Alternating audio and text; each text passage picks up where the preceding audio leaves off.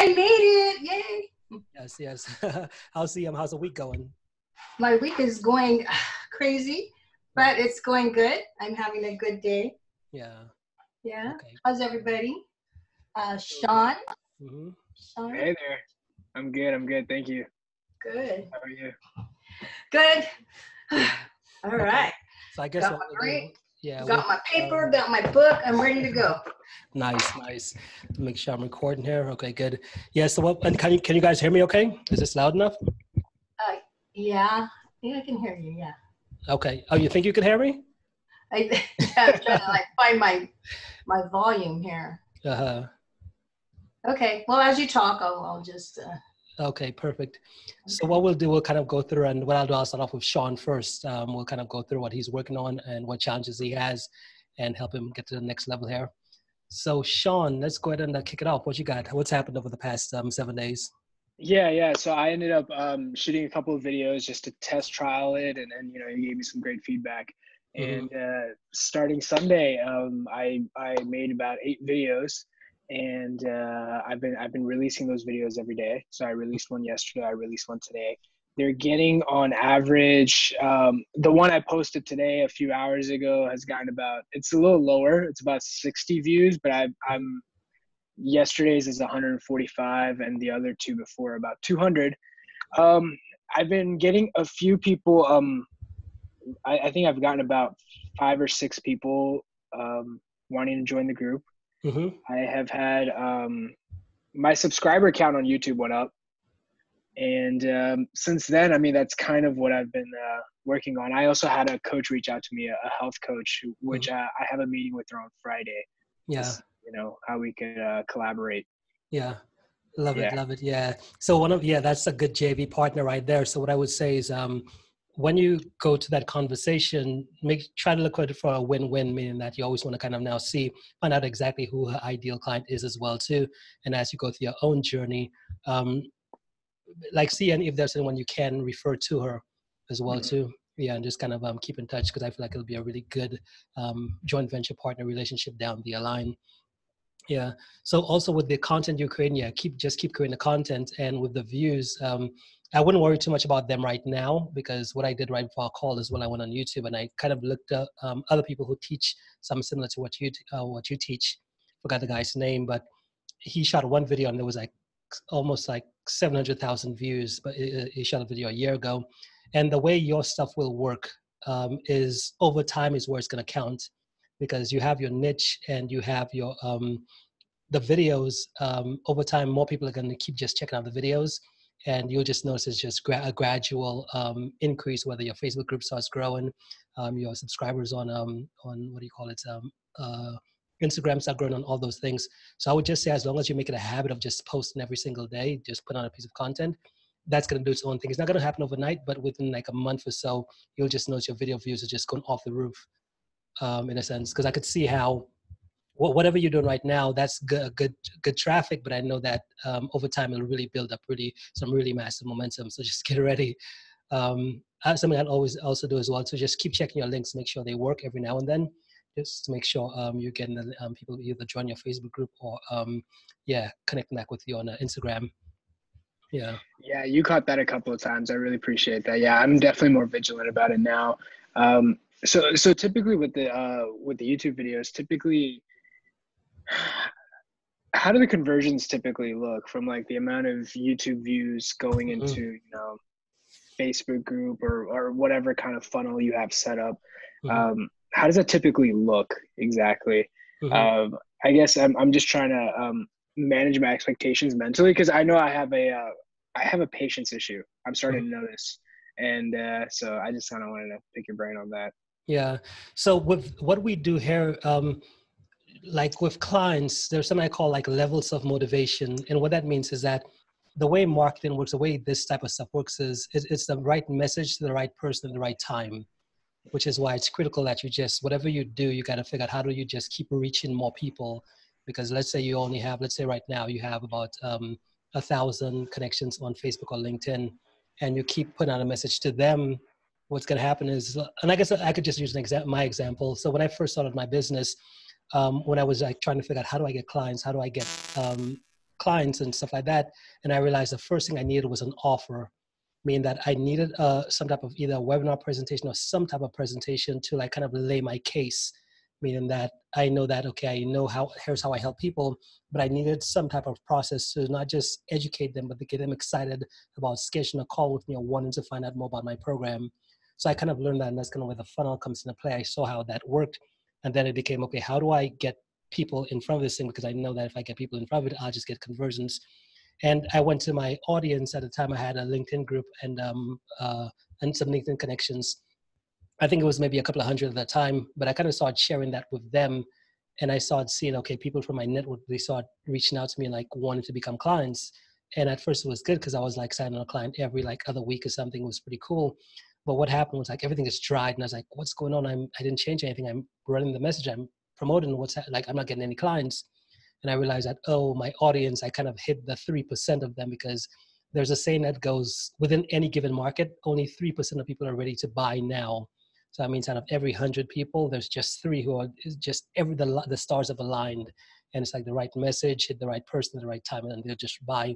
But the other 97%, they're like either they're busy, they don't have time, they don't trust you yet, it's their first time seeing you. The timing is not right, they're on vacation, and all of these different factors prevent them from being able to buy now, which is why with what you're doing here, I guess the best way I can explain the conversion is you just got to keep at it, meaning that there's no way to predict it as long as you know you have a good offer, which is, I guess the next question becomes, do you currently have an offer where you're like, maybe, what does it look like when someone says, okay, I want to work with you? How do they actually schedule a call with you right now? Right now, because it's manual. Mm. Most of my manual leads is that if they want to schedule a time, we're already in direct message conversation. So I just typically say, okay, what time are you available? We kind of schedule a time. Do you use Skype? Okay, let's hop on a quick Skype call.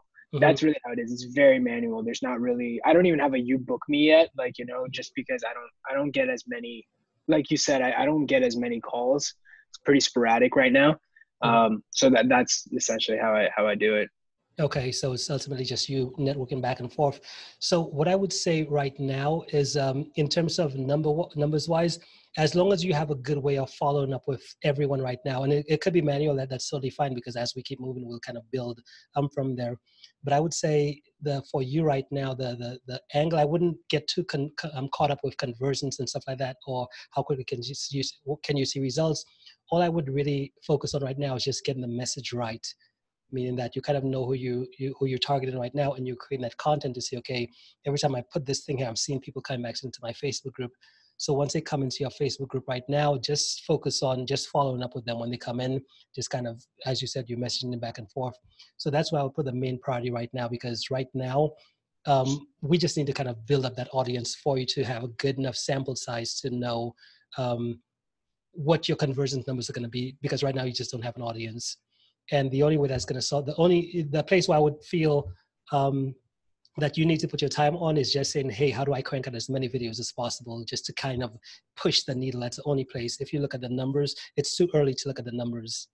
I think, like I was telling Romana, we were kind of talking back and forth, and he told me about, okay, he started reaching out to his prospects. And then he told me what was happening. I realized, okay, there's 2 things. We either don't have enough time yet, we haven't given enough time, and they haven't really gone through the full campaign to actually make any type of judgment calls. So I would say we'll give it about, how many videos are you creating right now? So Sunday I knocked out about 7. I could even knock out more Thursday. I could even make more videos, and I'm posting them daily right now. So literally I edit them the same night, and I upload them on YouTube, and then I just kind of make it public every day. So I could make even more. Yeah, I would say that's where your issue is right now, because I know eventually we'll get to building funnels and stuff, but I want to make sure you have that front end, which is, hey, let's just get a lead flow in place. Let's get your system, because once you build that habit of creating those videos and just putting it out, people will just start reaching out. And the motivated ones, what you'll notice as well, I guess the short answer to your question is, when the right person finds that right message and they kind of go to your Facebook group, and the minute you have a conversation with them, they'll just want to just get a call and say, hey, let's just do this. But if the person, it just depends on where they're at. If you're noticing, well, I'm getting a few, but people aren't motivated, that's totally fine. That just says, okay, you don't have a big enough audience pool yet. And the way this works is, I call it levels of motivation, meaning that someone is going to come in, as long as you have your groups, everything tailored to that specific person. When they come in, they might, just like I know people who follow me, when they first get into my message, they might be just getting started with the business. And for me, my message is like the most irrelevant thing ever. They might be a coach, a consultant, but once they say it's like, I don't have that problem. But I know where the place where they start saying I need some help is when they've been either doing it for a few months or maybe about a year, and things really haven't been going right. And all of a sudden now they start reaching out. And it's the same thing. If you notice, I have a Facebook group, LinkedIn group. And the reason I have these groups is because everyone I talk to or everyone I kind of meet that might fit that that criteria, I just push them to the group, because I know that, hey, they probably aren't ready yet. But once they are, once they see my message, once I reach out, they'll just work with me. So to kind of help you to what you're doing right now, I would say focus on the message and go to these different YouTube channels, because you kind of know what your niche is, just like I did. I said, okay, here's what you do. And I went on YouTube, I searched. And when I searched for who else is teaching the type of stuff you're teaching, and then I kind of organized their videos into most viewed, because I know if I could see a video that has like 700,000 views or 500 or several 100,000 views, that would be a good topic for you to create your own video on. See what the headline is and see what the content is, and then look at the comments in the feed. And you could say, okay, cool. You could see what problem that person was trying to solve there, and take that video, create your own version of it. Because chances are, if it's working for that guy, I'll most likely work for you as well too. So that's a really cool way to kind of figure out, okay, what content should I create? Yeah. Okay. That's awesome. That's awesome. That was all great feedback. Dude, that was great. Thanks. Okay, good. Yeah. Perfect. Yeah. And I would say just stick with it, man. For you right now, you're still pretty new. Don't get too caught up on sales yet. We'll get there, but just don't, right now is not a time to worry about sales. It's just a time to say, okay, what can I do? Which is, let me get my content right. Let me get my message right. Let me have my systems to make sure they're trickling back into your holding area right now, to your Facebook group, your Instagram profile. Let's just build the system to get them there. We'll create more content. Once we hit a critical mass, then we'll kind of transition into funnels and those different types of things. Okay. Got it. I appreciate it. Thanks. You're welcome. You're welcome. Anything else? That's it. That's it. You answered a lot of questions, man. I really appreciate that. Okay, perfect, perfect. Now let's jump into Josefina. Hey, how are you doing? I'm good, thank you. Okay, good, good. So this is your first time on the call. It is. So I'm just kind of following the format here. Mm-hmm. Okay, good. So tell me a bit about your business and what you do. Well, I think I told you I've been on a 3-year sabbatical, and I just moved up from California to Nevada. So I'm in a new city, a new state, and so I want to come back out and work again. So basically what I do, and you know, I still have clients. It's not that I don't have clients. I do have clients. I just, I'm not out there. I'm not publishing content. I'm not, you know what I mean? I'm not doing all that. I'm just like, as they refer to me, I take them on. So basically I help women go from emotional upset, stress, and confusion to learning how to reduce their stress, manage their emotions, and find clarity and direction so they can, you know, go where they need to go and be what they need to be and do what they want to do in their life. I also give workshops and seminars. One in particular is the Silva Method, which is like a 50-year-old workshop. And it's a self-development workshop on, you know, learning to get in touch with your intuition and various techniques for life. And I use a lot of energy work with my clients, a lot of tools, a lot of techniques. And I don't have a cut and dried program, as a lot of my clients are, they're just different. I mean, bottom line, yeah, they all have emotions and everything. They're all stressed out, but I don't have like a particular cut and dried package that I could just like give to another coach to do. It all comes from intuitively. I just work with each client. And typically a client stays with me about 3 months. I don't like to work with clients more than 3 months. I feel it's my job to help them heal emotionally and get their stuff together and start moving on, and then wean them off. And then they can come back, and a lot of them do, for support and accountability and guidance. And my program is $2,500 for 3 months. Anyway, so, but with that, because I believe in empowering these people with what they've learned and what I've shared with them. Excuse me. So anyway, why am I here? That's a little bit about my business, but I'm here because, well, Jolene actually referred me to you. she's not on yet, is she? Oh, No. no, she hasn't shown up yet. Anyway, yeah. So she was telling me about you, and we always talk about marketing. Something I never did was like marketing, and using social media, which I don't really like. And I have to make a new website. To make a new business page with Facebook, and I want to do Instagram and all that stuff. Something I didn't do previously in my business. So anyway, and here, because I'm in a new area, I have to get myself out there and go to meetups and, give talks and that kind of thing. So here I am. Okay, perfect. So tell me, what would you say is your biggest challenge and frustration at the moment? At the moment, not knowing where to start. I mean, I kind of know where to start, because I've been there, done this before, but it's kind of all new. I usually go by referral, by the people I know in the city I came from, but this is a new city. Nobody knows me here. You know what I mean? So that's kind of frustrating for me. I can't really find a group. However, I did make an appointment with a lady tomorrow about a conversation cafe getting started here where I live. So kind of moving in that direction. The other frustrating part, of course, is technology. That just annoys me to no end. So, okay. Yeah. Okay, good. So what I would say is, have you gone through the trainings yet within the membership portal? I tried to click on some of the things, but it just kind of froze there. Earlier today, I tried to mess with that, and so. Okay. I might have to look into that, because there's one exercise I want you to do. I think it's in the first module. And this is kind of where, like, you kind of start listing out, you said you have an offer, right? You said it's, what is it, 2,500? That's what I charge for 3 months. That's, when somebody calls me or if I'm at a meeting or something. And what I do, because I was listening when you were talking to Sean a minute ago, how I do it is when somebody, wants to know what I do or wants to see, if I can help them, I have to have, like, I do a free consultation with them to see if we even fit. I mean, can I even help you? I don't know. Or do you even like me? That kind of thing. And then, so it's about a 30-minute consultation. And if we fit and they can afford me and, it's all good, then I'll sign them up for a $2,500 program. So, and again, it's depending on their needs, because sometimes they just want to come quit smoking, and sometimes they come because they're going through an emotional breakup and relationships, that kind of thing. So. Okay. But I don't have a, breakthrough program or anything like that. I've never had one. So. Do you feel like you need one?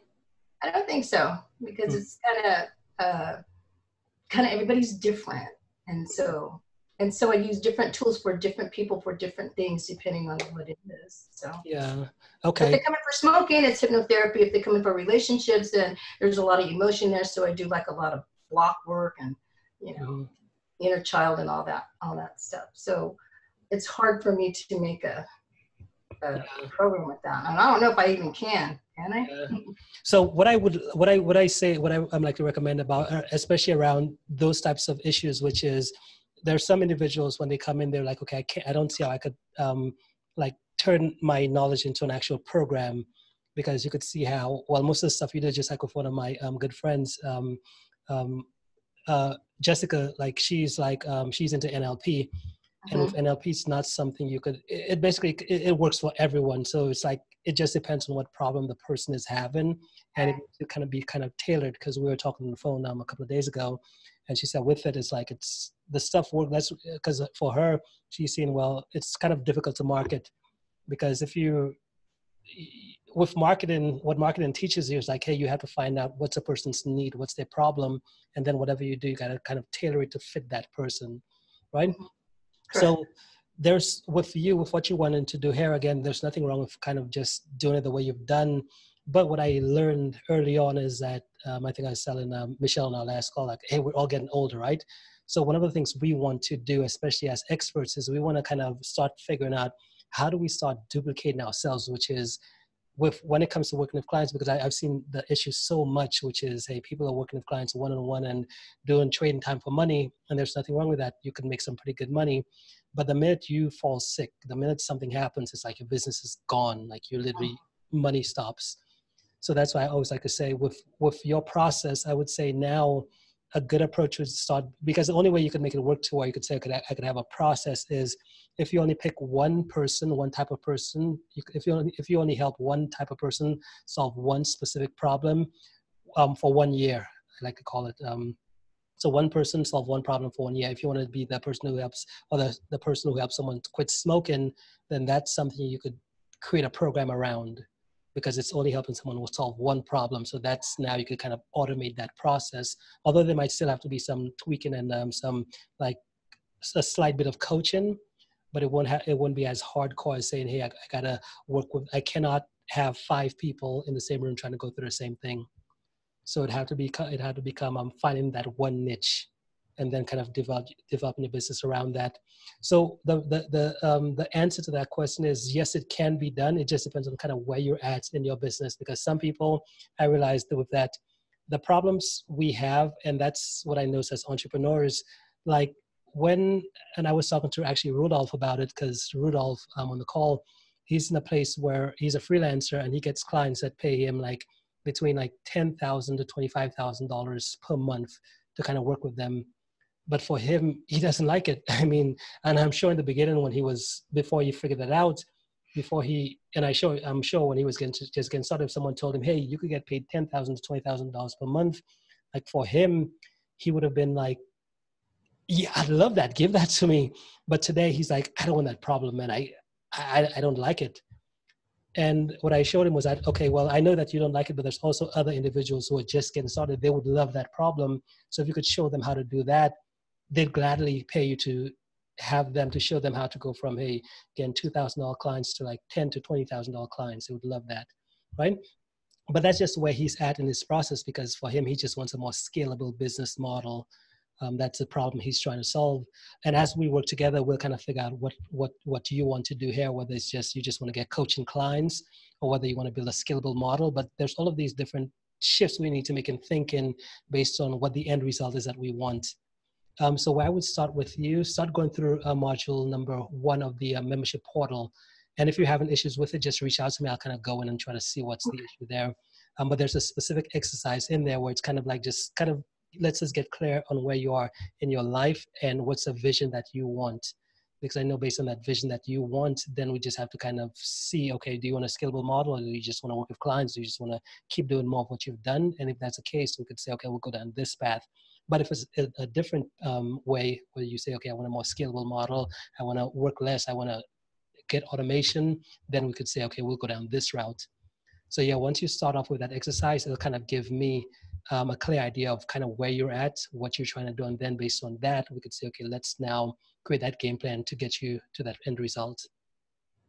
Sound good? Okay, so I just go to the and I saw there were worksheets in there. So is there a coordinating worksheet for module 1? Yes. So when you go in there, yeah, there'll be the video, and it'll show you how to access the worksheet. Okay. It's a Google Doc. I didn't get that far. So okay. Yeah. So just knock that out, but we'll kind of figure out what's the best plan for you. Right. Once we figure that out, then we'll say, okay, now let's put together the step-by-step to actually help you get there. Sound good? Right. Sounds good. Perfect. Anything else? Well, niche is a little thing I have an issue with, but I think you're going to be talking about niche in future meetings, right? Yeah, I will. And one of the things I'm doing, yes, I'll have some trainings as well on the niche, but something I'm in the process of doing right now is just finding different individuals in different niches who are pretty successful. And I think Michelle is going to be one of them, but I'm going to interview them to kind of because I realize that with a niche, I find that there's you have to find a niche that makes money. Most people just say, hey, here's what I want to do. But most of the things they want to do, it's not going to make any money. It's just one of those things where I just enjoy it. So let me go try to make money with it. And I found that's not the way it works. So I'll find a few experts. I'm talking to a few of them just to kind of have them share their journey as far as how they stumbled upon it. Because I want to find people who have a niche, but not just that, but they're making good money. Just so everyone could kind of get the perspective of like, how the hell did this guy do it, and listen to their own journey as far as how they went from not really sure what to do to now saying, okay, here's specifically who I help, and I'm actually making money doing this. So I'll have about maybe 5-6 interviews, and that way you could get some context of how different people in different industries come about it. Because I believe the niche, my definition of a niche is hey, what's a big pain that someone is facing? Like, not, I see it as far as when I think about helping people with niches, I never start with the individual. I always thought, so let's go external. Let's figure out what's the pain. Is it anxiety? Is it smoking? Is it not having enough money? Is it not getting clients? So what's that pain? Then once we find the pain, then we say, okay, now let's figure out how you could build your business around helping that person solve that pain. Because I know if we start there, then you'll never go wrong. I know why most coaches, consultants get it wrong is because they always start internally, which is, here's what I want to do. And I typically know, like for me, I love sleeping, I love going to the beach, but I know that's not going to make me any money.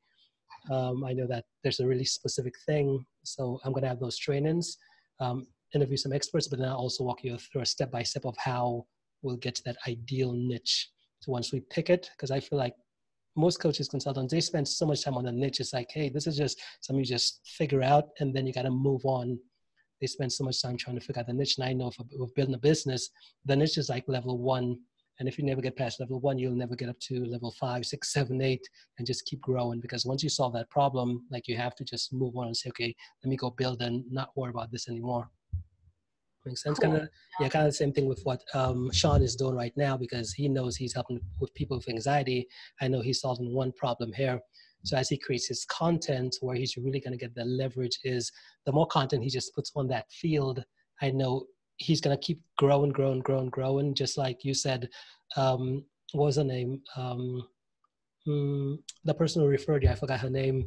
Jolene? Yeah, Jolene.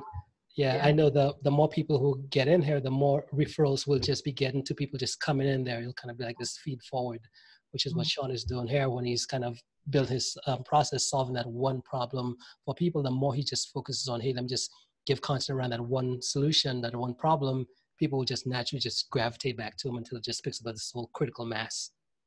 Yeah. And then once he has that, then he could figure out, okay, do I want to stay in this niche or do I want to get to a different niche or whatever? But he could do it because he's only focused on one problem right now. Okay. Okay. Yeah. Perfect. You're welcome. You're welcome. Okay. So let's jump over to Alex. Alex, how are you doing? Let's see if I can. Okay. There we go. I'm unmuted. Okay. Can you hear me? Yes, I can. Okay. So so a couple of things. I think I was in last Tuesday's coaching session, and we talked about sort of changing the whole thing that I was doing in terms of what is it I'm selling, because the most work that I get from one-on-one clients is around relationship, and they all want to know, what is he thinking? So I have this course called Having Your Perfect Partner. Right now I'm having problems naming it, so I'm going through your video on that. But the big breakthrough I had was I never really knew how could I make videos about the work that I do without giving away the work that I do. So that was always an issue for me. So I came up with a list of topics that I could do in 3 to 5 minute videos. And so the first one is the person ready for a relationship? The second one is, are they available for a relationship? Are you ready on those 2 fronts? And then typically we only look for the top 3 characteristics that we want. We never know what we want, so how can we know that we have the right person if we don't know what we want?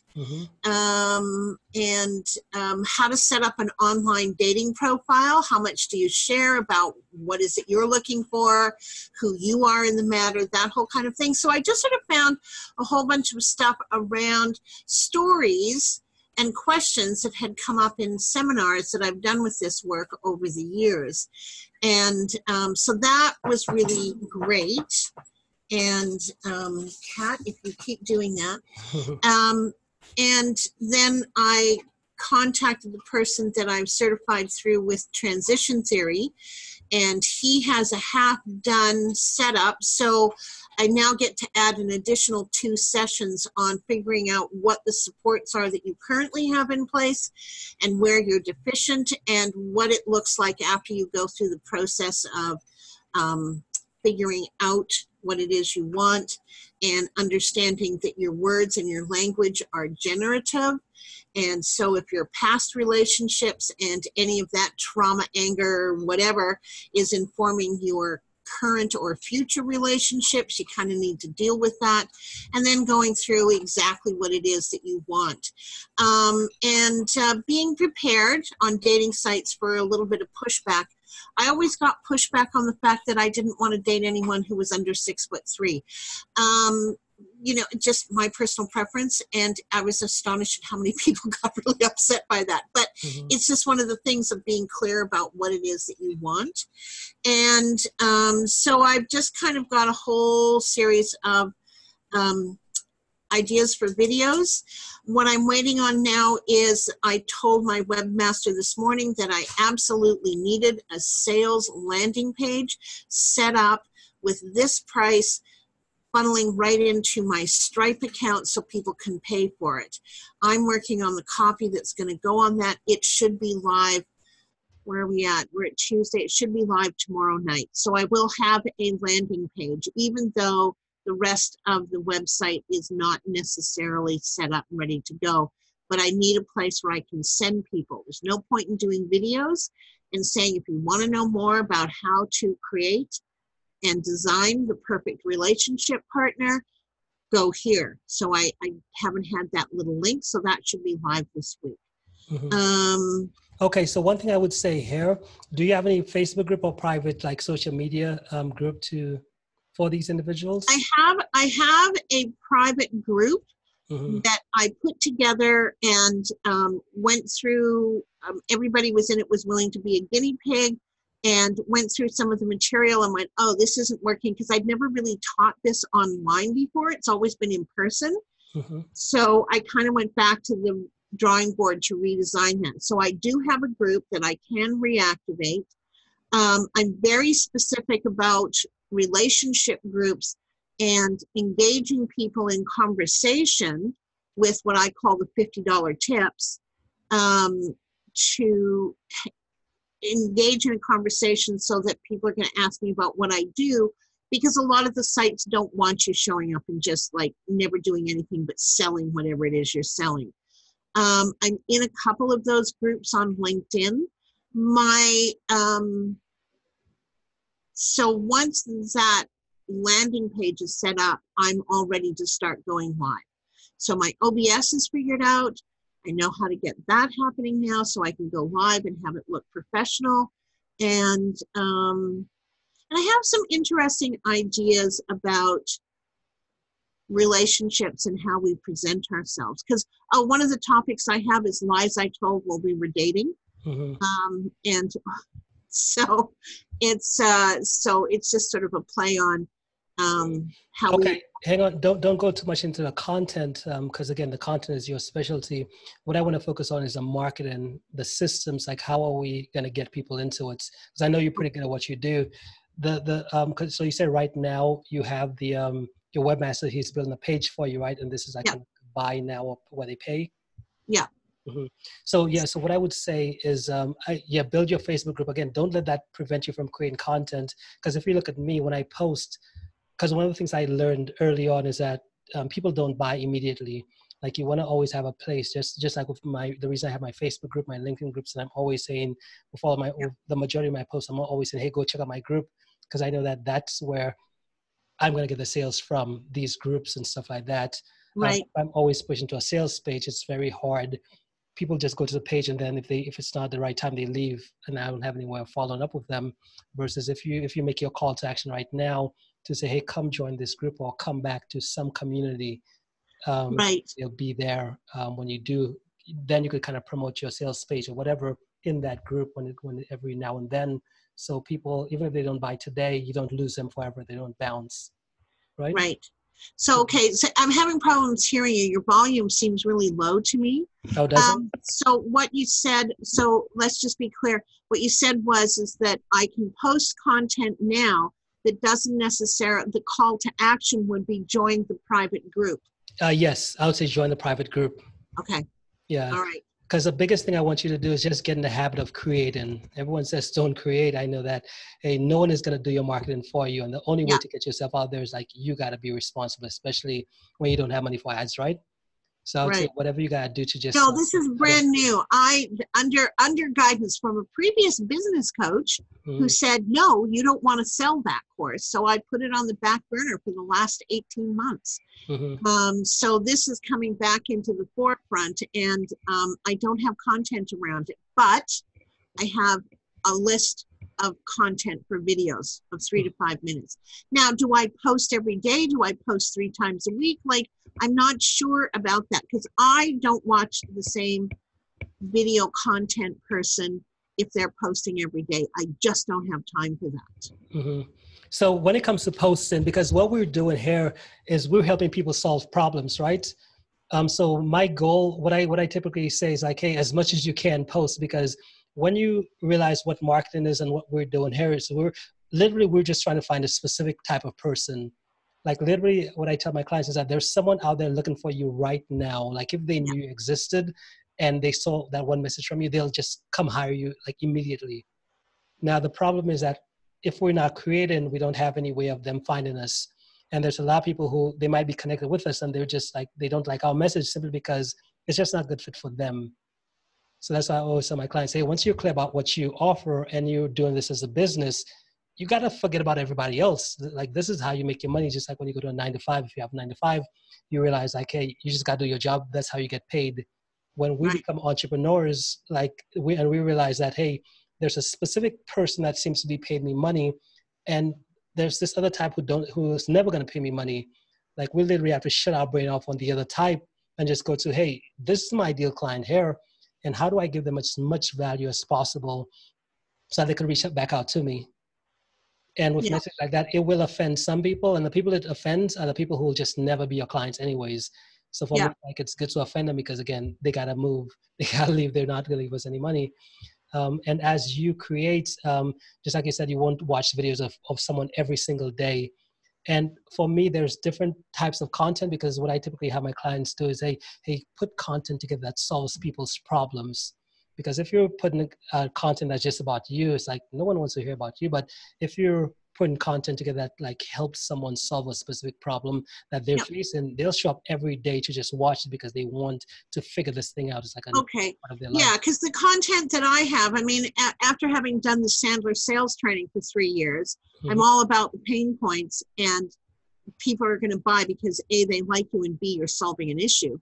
So I have that, and everything that I've written is very specific to solving an issue, which is, you know, so I've got that part of it. I just wasn't sure how often to post. And should I post live in the group, live on my business page, or record it and just post it?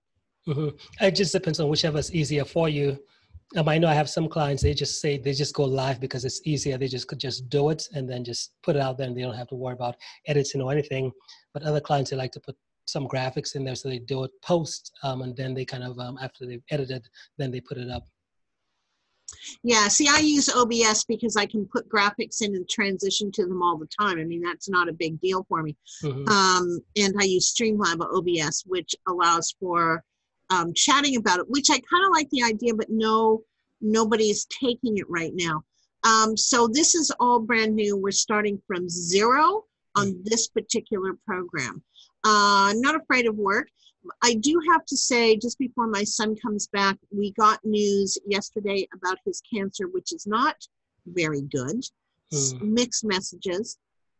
So we're entering a phase now where we may not be seeing the doctor all that often, but it's kind of like, if this doesn't work, this is his last treatment option.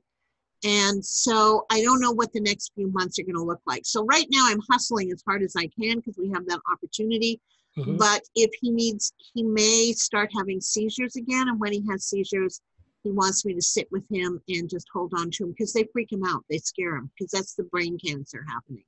So I just want to alert you to sort of like that. If I don't show up, it's not because I don't want to be here. It's because we got stuff going on with the cancer. So we'll just work through it. But heads up on what's happening in the future. Okay, perfect. But I will do that. I have some groups on LinkedIn, and I do have a fairly decent following that's working with the hashtags and Instagram. And so is it better to post on YouTube first and then into Facebook, or Facebook first and then into YouTube? That one doesn't matter. It's to post wherever you want to, whenever. I would say, yeah, for you, if you could post once a day, once every other day, it just depends on your schedule right now.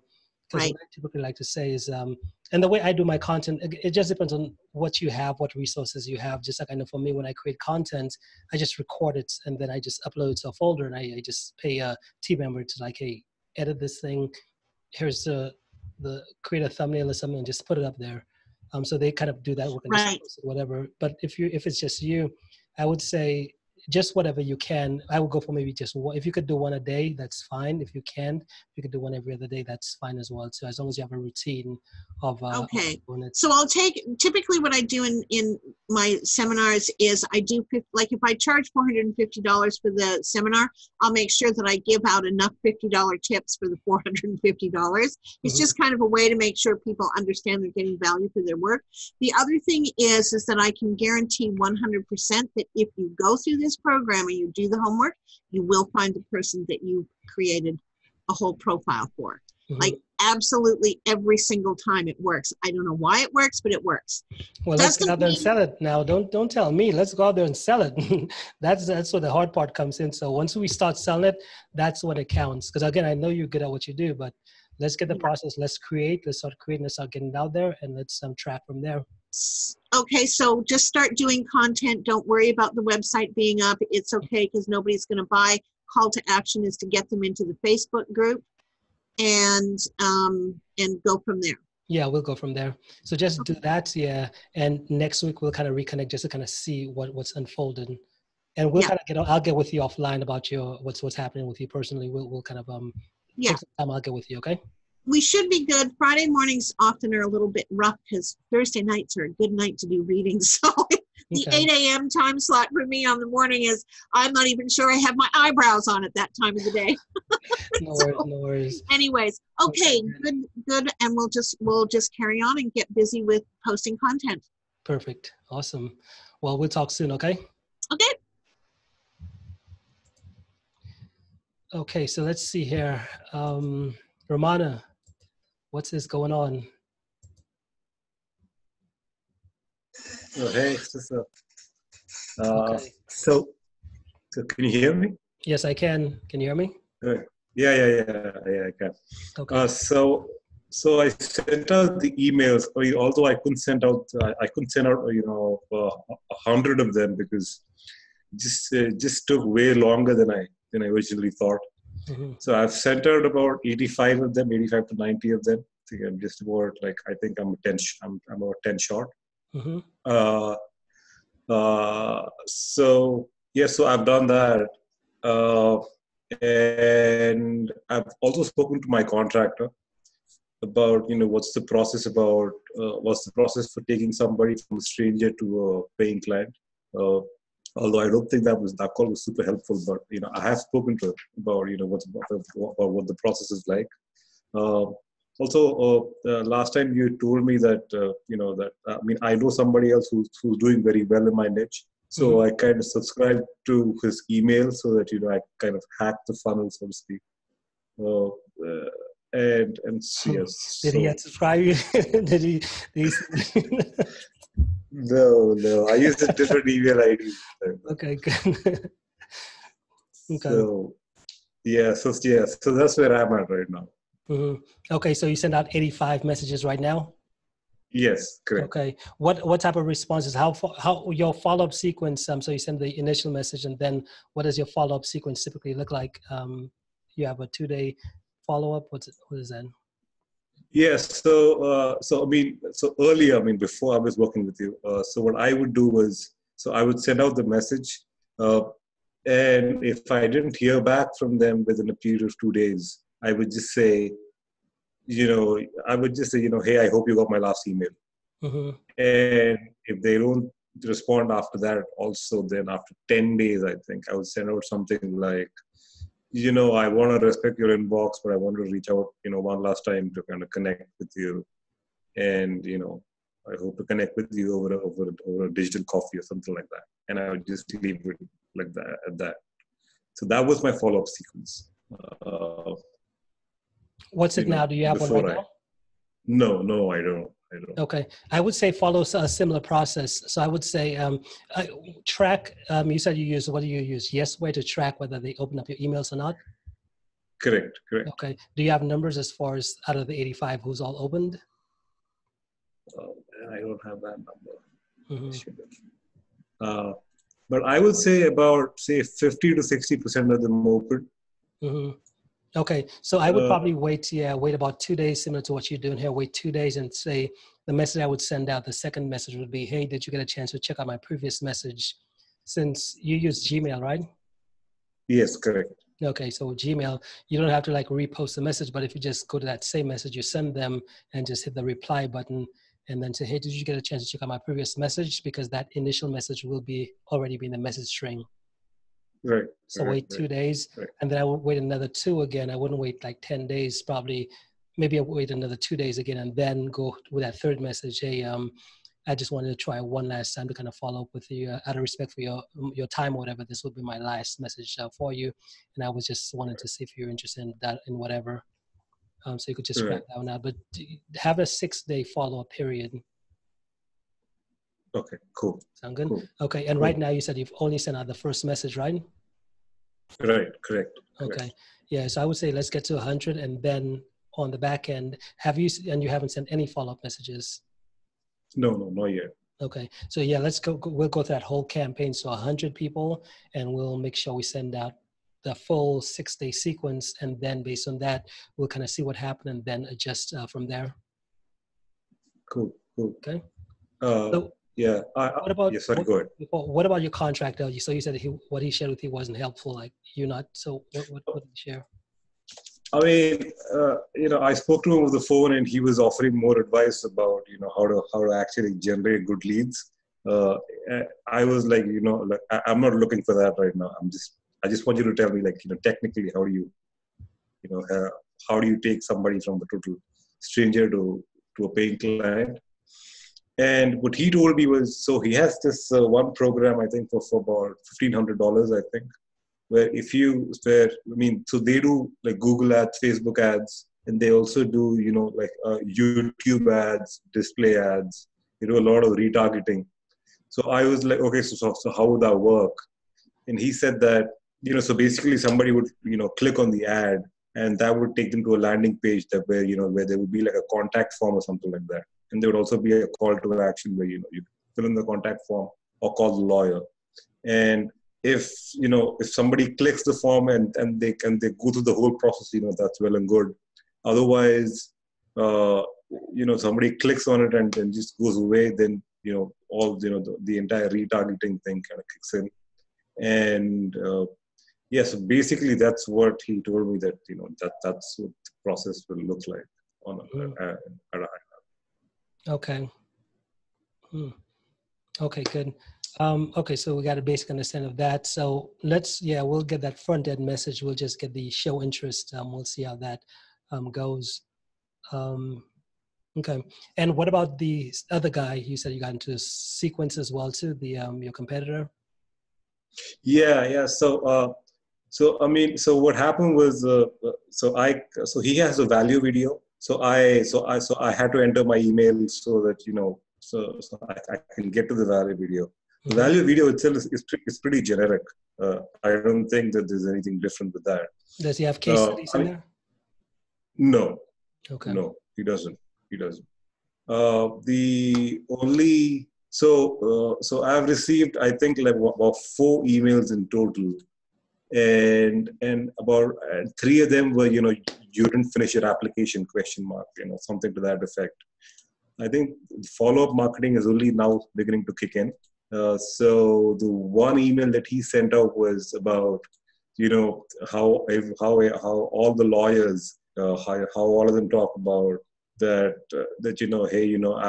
I have this word of mouth marketing, that I have referrals, but you can't increase them at will. So it's just, pretty unpredictable. and then he sends you back to the case study again. I mean, he sends you back to the value video again. So yes. So I mean, at least until now, I've only gotten to that point with his emails. So I think I'll just wait and watch and see what his follow-up marketing will look like. Okay, good. So how long have you been on this email list? Oh, so I mean, I think 3 or 4 days now, because I signed up with a different email. So okay, yeah. So if this guy's doing what I think he's doing, so you opted in, then the next thing day one, he's gonna send you.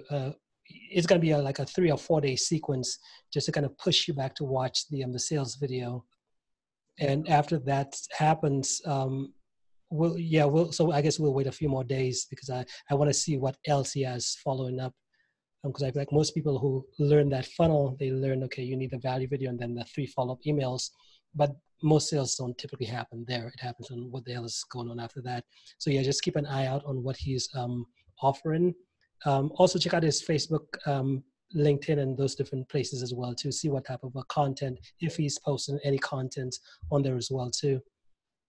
Just to kind of see. Yeah, so I checked out his LinkedIn, and he doesn't do anything at all, in LinkedIn, which is surprising because all the lawyers, are on LinkedIn. But he's running those Facebook ads, Yeah.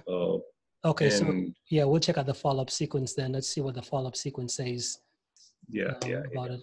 Yeah. So with this, all we gotta do is just give it time right now.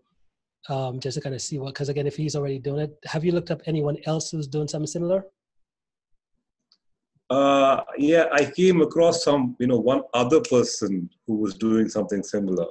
And he does. I mean, but the surprising thing is he doesn't have a website. I don't think, because I've looked it up. He just has like a link where you can schedule a call with him, and that's it. And no ads. I mean, so basically, I think what he does is he just posts, screenshots of him getting like leads for the client, like on the dashboard, I think, of the Google Ads platform. And that's his follow-up marketing. I'll share what he does with you so that maybe you can also have. Yeah, I would say try to find people who are running more ads, because with the ads, that's how you really know when something works. I know organic, watching someone post organic, there's no way of measuring success, versus if someone is spending money. Whenever you want to figure out if someone's marketing, just go see where they're spending money, because if they're typically spending money on that thing, then we know it's working. So yeah, try to find others who are running ads. Okay? All right. Okay, so I think, so by our next call, our next conversation, you should be a little bit further along within that guy's funnel, and end with the messages as well too. So we should have another solid feedback. So let's just do that right now. We'll just play it. Just give it some more time, get everything kind of catch up, and then we'll kind of revisit again next call. Cool. Good? Cool. Okay. Cool. Thank you so much. You're welcome. Anything else?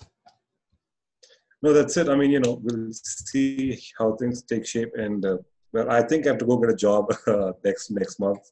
So I mean, I joined the program. How long have you been trying to figure this out?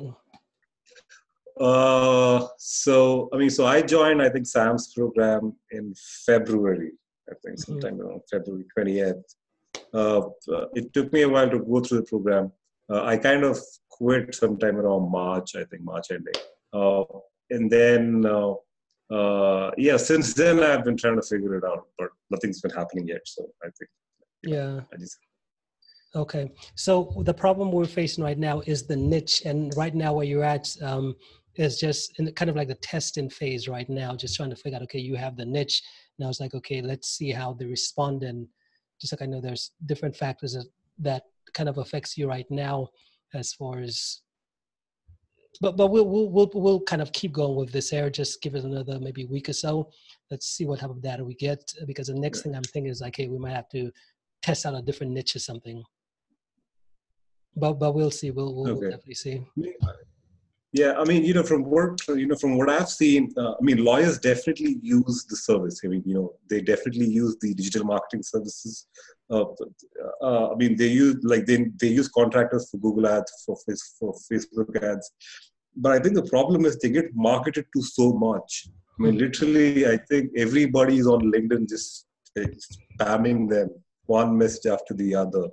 And I think like they kind of block out everything they hear about, marketing and all that. So I think that's a challenge that I'm facing. I think I think they've just I think they're just being bombarded with too much marketing that they're just tired of, and they don't want to hear anything more about it.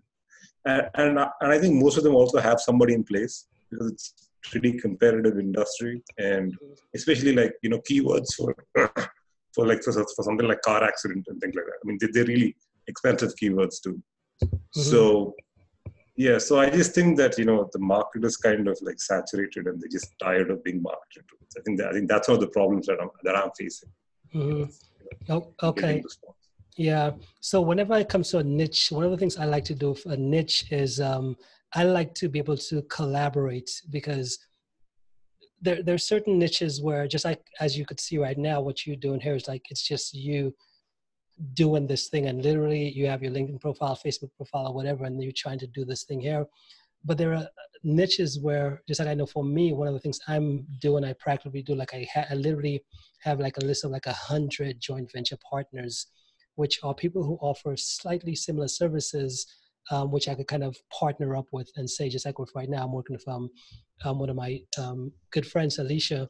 Like we're literally doing like a cross promotion where we kind of see we have similar audiences and we can kind of cross promote each other. So with your niche, I'm not sure how, but again, going back, because as you could see here, with the problem you're facing here, there's no like easy answer and easy solution.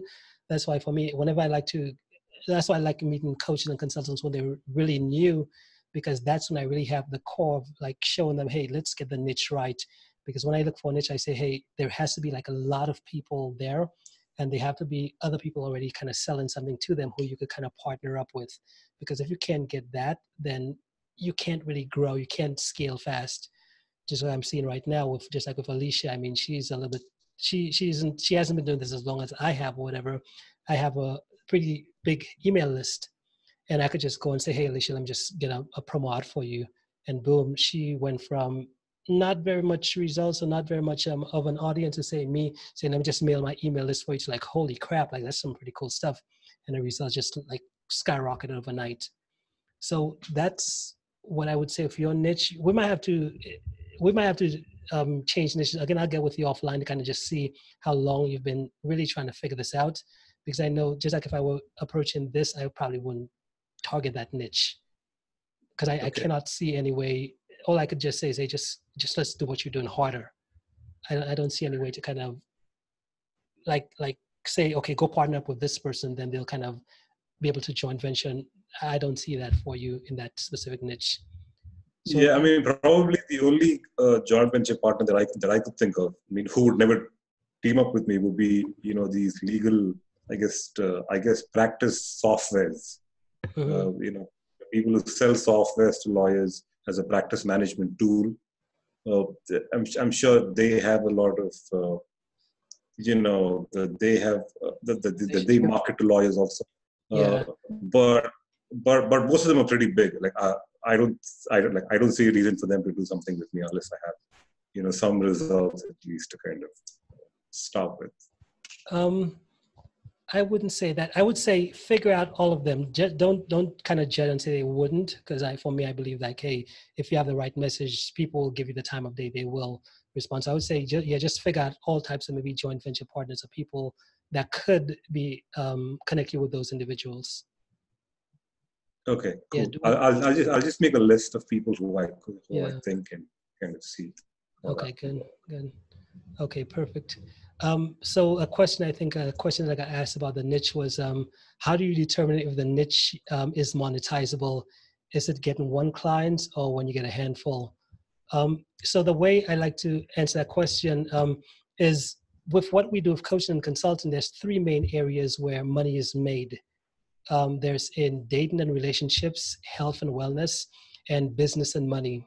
Like, I'm not sure if you guys have studied Maslow's hierarchy of needs, but one of the things Maslow says is that when a human being faces an issue in their life, right? Let's say a health issue. Let's say we're on the call here, but something happens to where, let's say your finger, not saying that anymore, but your finger gets cut off. Like literally everything I'm saying here just goes out the window. And it's like, hey, emergency time. Let me call now. Let me get to the doctor. I gotta do something, and that's health. So what Maslow says, like when someone has a health issue in their life, it trumps everything else, and their mind just automatically goes into how do I fix this?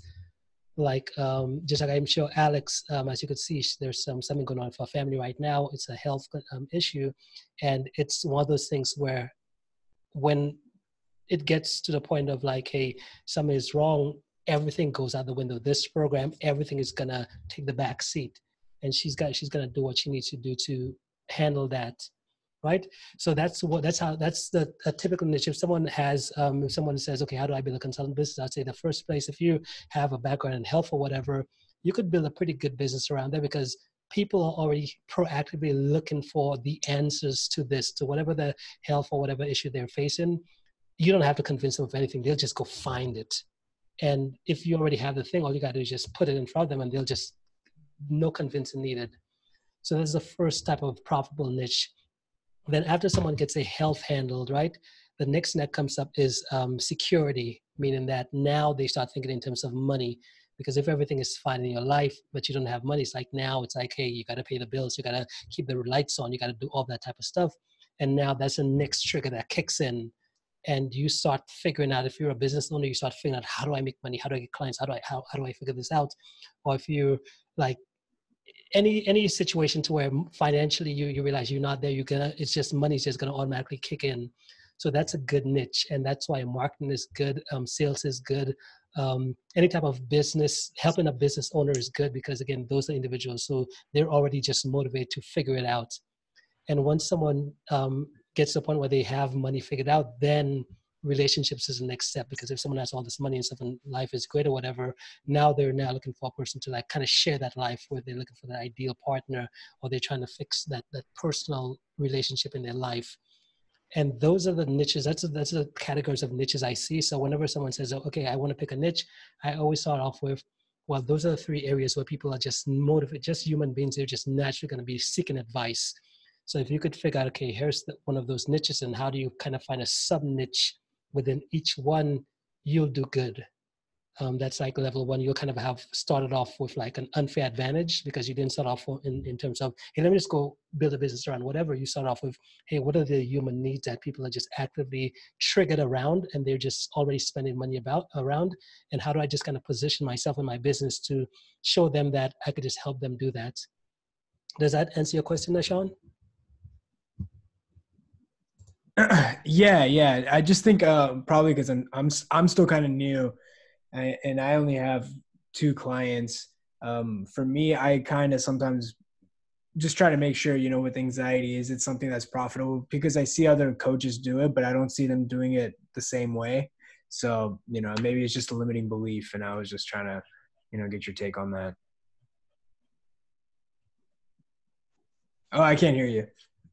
Yeah, I think it's a limiting belief and you're trying to rush it, because I know that the problem you solve, it's really specific. And just like when I went on YouTube, I realized there's a lot of people who have that issue. It might seem like because you don't have access to them yet, you don't have videos where like there's hundreds and hundreds of people saying, holy crap, man, like this helped me solve this problem, or I've been facing it. So what I would recommend that you do right now, again, go on YouTube, see all the experts who are teaching that topic, and watch the comments as far as how many people are really, how they're struggling with this thing here. And just know that the only reason why you only have 1 or 2 clients, but once you build your stuff like that, you will have a machine to where they'll just keep feeding back to you. And for you, your niche is like, I like it because again, it's proven, mean that you already got paying clients in there. For me, that's proven. And I would say, hey, you're on the right path. The place where you are right now, I would just say, hey, you don't have anything to worry about. You have a profitable niche right now. Yeah. Yeah. Cool. So yeah, you'll just be a little bit impatient, but I know you've already figured out a niche problem, because most people come in and we got to like really hone in on the niche. And what I like to tell my clients is like, hey, once for you, I would say, hey man, you already got the niche right. Don't go revisiting it. That'll kind of slow you down. There's too much you got to do to get your business up and profitable to go back and solve that problem again. You already got that problem. Next problem you're trying to solve right now is, okay, how do I just keep creating content for my niche? How do I just show them that I'm the expert and I have the solution for them? Once we have those systems down, then we'll go into, okay, now let's funnel. Because we have a good feeder system, we have them come back. Let's build a funnel to now start getting, you're not doing it one-on-one, but you saying, okay, when people want to work with you now, let's give them a presentation. And then from the presentation, let's send them to a calendar. Let's have them fill out an application and let's do the calls, actually have them because they've already gotten so much value from you, right? And then we could figure on Facebook ads and those different types of things, okay? Got it. You're definitely a good niche. I would say don't look at that problem again. Other people should, but you got to move. We got to get you up to 6 and 7 figures and stuff when the niche is done for you. Okay. Awesome. Thank you. You're welcome. Okay. So let's jump to Michelle. Hey, Michelle, can you hear me?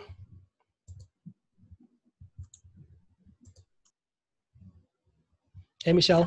Yes. Hey. Hi. Can you hear us? I can. Okay. How are you doing back there? I'm good. How are you? Doing great. What you got going on? Finished up a lot of my client work, so now maybe this week I'll get to focus on this aspect. Mm-hmm. Yeah. Okay, good. But you haven't got a chance to work on anything in this yet? No, I was supposed to record module 1 of my course, but mm-hmm. I didn't get an opportunity to do that. So mm-hmm. Okay. It's really strange because I'm so focused on this brand number 2 and I just got another 2 phone calls for brand number 1. Mm-hmm.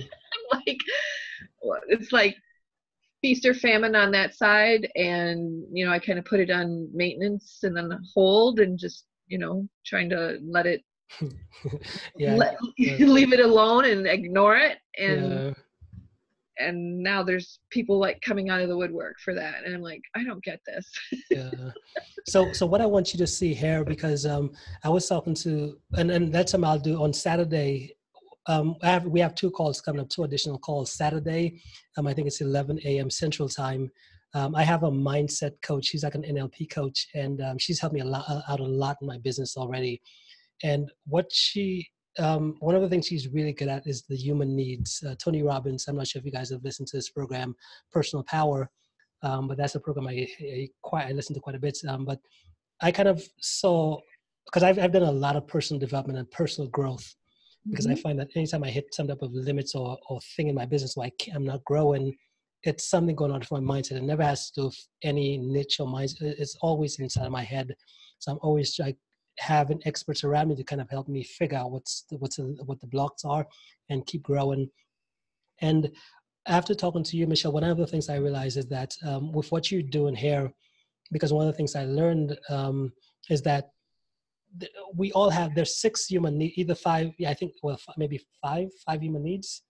Correct me if I'm wrong, either 5, I think it's 5.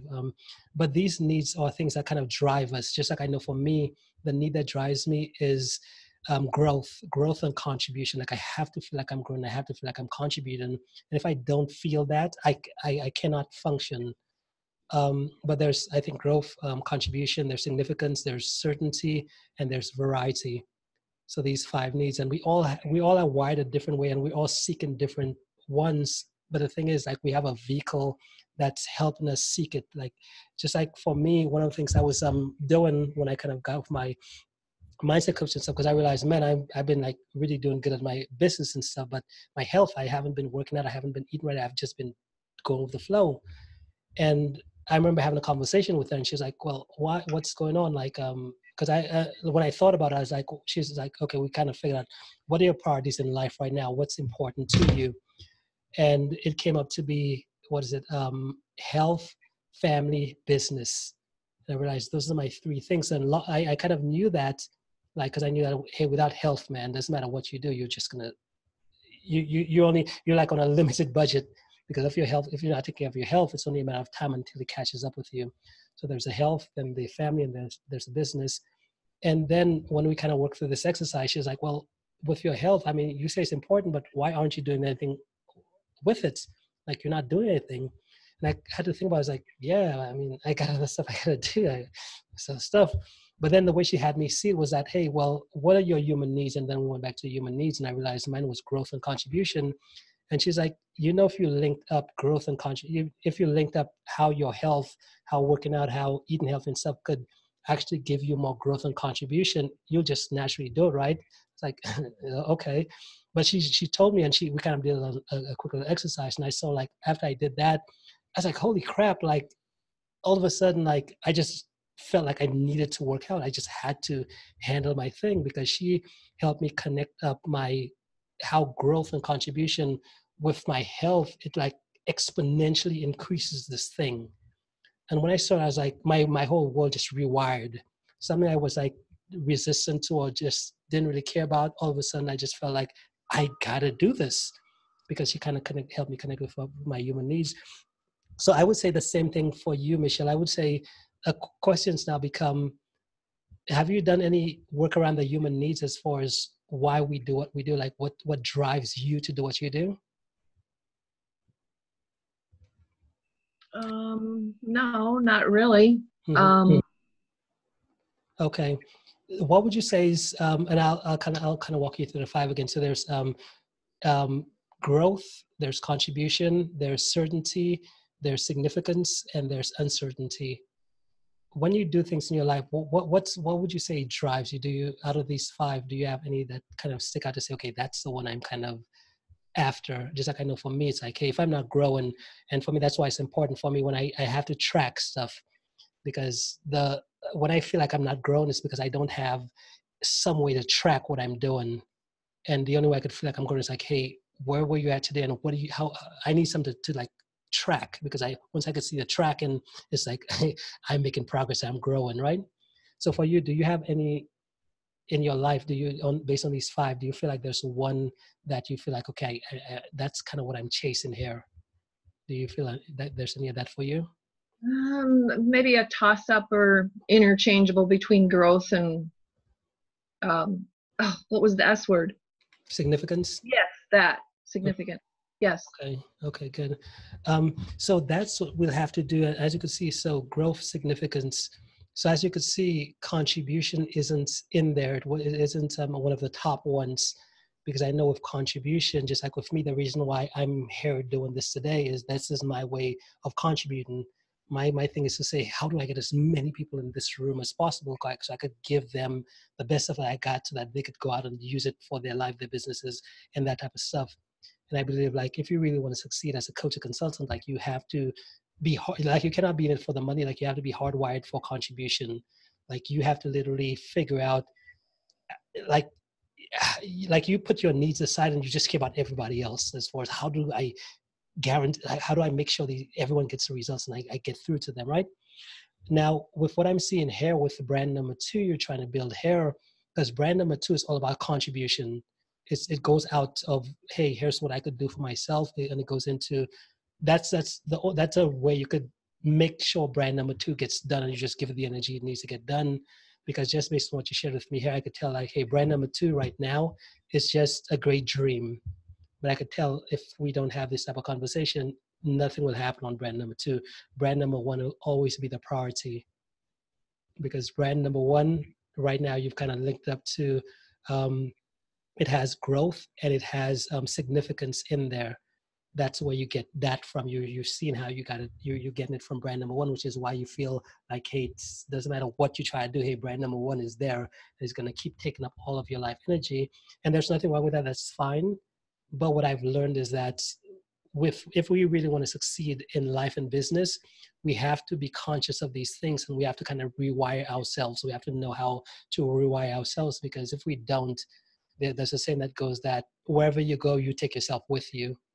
And for me, I learned in business early on, especially when I was first getting started, where I felt like I couldn't make any progress. Nothing wasn't working. I just couldn't break through. Like, it doesn't matter how hard I work, how many things I did, nothing changed. It felt like it was just Groundhog's Day. Things would be good, bad, good, bad. And I couldn't figure it out. But it wasn't until I saw it like going in and saying, okay, how do I kind of keep rewiring myself? Because once you rewire yourself, it's like your thinking just changes. And the way you think, because I know that right now, the way you think is taking you down a certain path. And unless you have some way to say, let me rewire myself and then have the path be different, you'll always get more of what you've been getting. Which is why, yeah, on Saturday, what's her name? Jessica, Jessica, she's going to be here. And she's going to kind of give some stuff like that, because I know that out of everything we do, guys, like that's the most important work, like funnels, Facebook ads, all that type of stuff. I mean, it's cool, but if you realize like that stuff, people have figured out so much already. It's like, it's all there. If you want to know what to do, how to build a funnel, just go funnel hack somebody, just go through the process and they'll give you the full thing. But the reason why for the majority of us, why we can't really break through yet is because we haven't, first of all, seen what works, like what exactly works. And then once we see what's working, how do we rewire ourselves to make that our new normal, make that who we are? And once we were able to do that, that's when the results just start showing up. Just like for me, I don't even have to try at this anymore. It's just like it just happens for me. So yeah, Michelle, I would say, yeah, that'll be kind of like our next step. I definitely want you to spend some time with Jessica, because she'll kind of start helping you do this, and then you could kind of consciously decide whether you could just do it just like she did with me. And I would say with what I'm sharing with you here today, we want to, just like for me, the way I treat mindset stuff is like, once I find an expert, I suspend all disbelief. Because I know that with this type of work, the mind is really powerful, meaning that the mind, whatever you believe, the mind will just make true. And for me, I'm someone who, I don't want any limits in my life, and I don't want things to be hard. Like my philosophy is like, things have to be easy.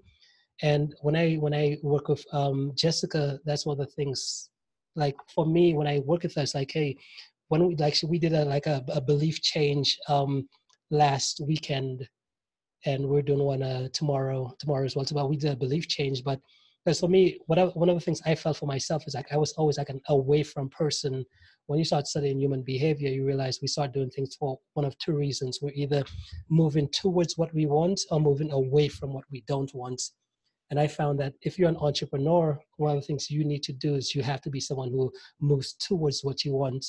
Because if you're always trying to run away from pain and moving away from what you don't want, that means that you're not really moving away from anything. You're not really getting anything. You're not building anything.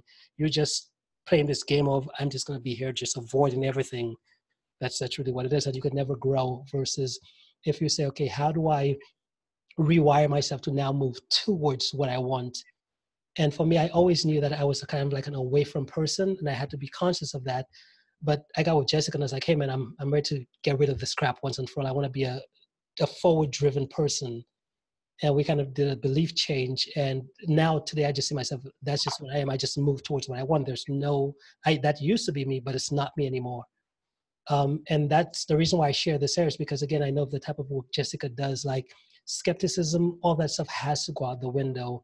You got to be at a place in your life, in your business, when you just say, hey man, the version of me I am right now, it's like, I don't really like it, although it's good to be me, but I don't like it. I want better, different results. And the only way you can get better, different results is if you become different. Like results, you can go do more of what you've done and you'll get better results. You just got to figure out, okay, I need to be a better version of myself. And when I said for me, hey, I'm away from motivated, and I could see how it's gotten me the results I have, but now I want to be more proactive. I'm like, hey, now I kind of transition my self-image to, hey, I just move towards what I want. There's no moving away from it anymore. That doesn't exist for me. For other people, it might, but for me, it doesn't. And I can just move towards what I want. So I believe, Michelle, as we keep moving forward, I'll try to find a lot of different experts around these different fields, but just to have them come and not just talk about this stuff, because I know it's one thing to talk about it, but actually experience and do it. Because when someone does that on you and you start to realize like, holy crap, man, like you could have limits, or you could say, hey, just help me get rid of my limits, help me become. And you start realizing like, once you get a taste of it, you're just like, I want more of this, because now you're seeing how it just gives you an unfair advantage of everyone else out there. Okay? Okay. Yes, I would say where you are right now, it's perfectly normal. I would say, hey, don't beat yourself up. But what we'll do moving forward is like, let's design, because with what happens with most of us, we're just a reaction of where we showed up. I know with a lot of us on this call today, the reason why we're here is because we've done a lot, and now we want to figure out, how do I get different results? And I feel like I've done it all, and I need things to be different, and they're not, which means we want to become something. So I know that with this type of stuff, is what's going to help us become. The techniques are fine, but with this, that will kind of give you exactly what you need to do to know to get better results. Okay? Okay. Perfect. And something I also forgot to mention, tomorrow we have another expert coming in. Her name is Alicia Barr. I think I was telling you about her yesterday, Dave. But she's a sales closer. So one of the things she'll do, she'll come on tomorrow. What time is it? I'll post in the Facebook group. I think, let me see, tomorrow at, goodness, she's not on my calendar. What happened? I think it's about maybe 1 p.m. Central Time.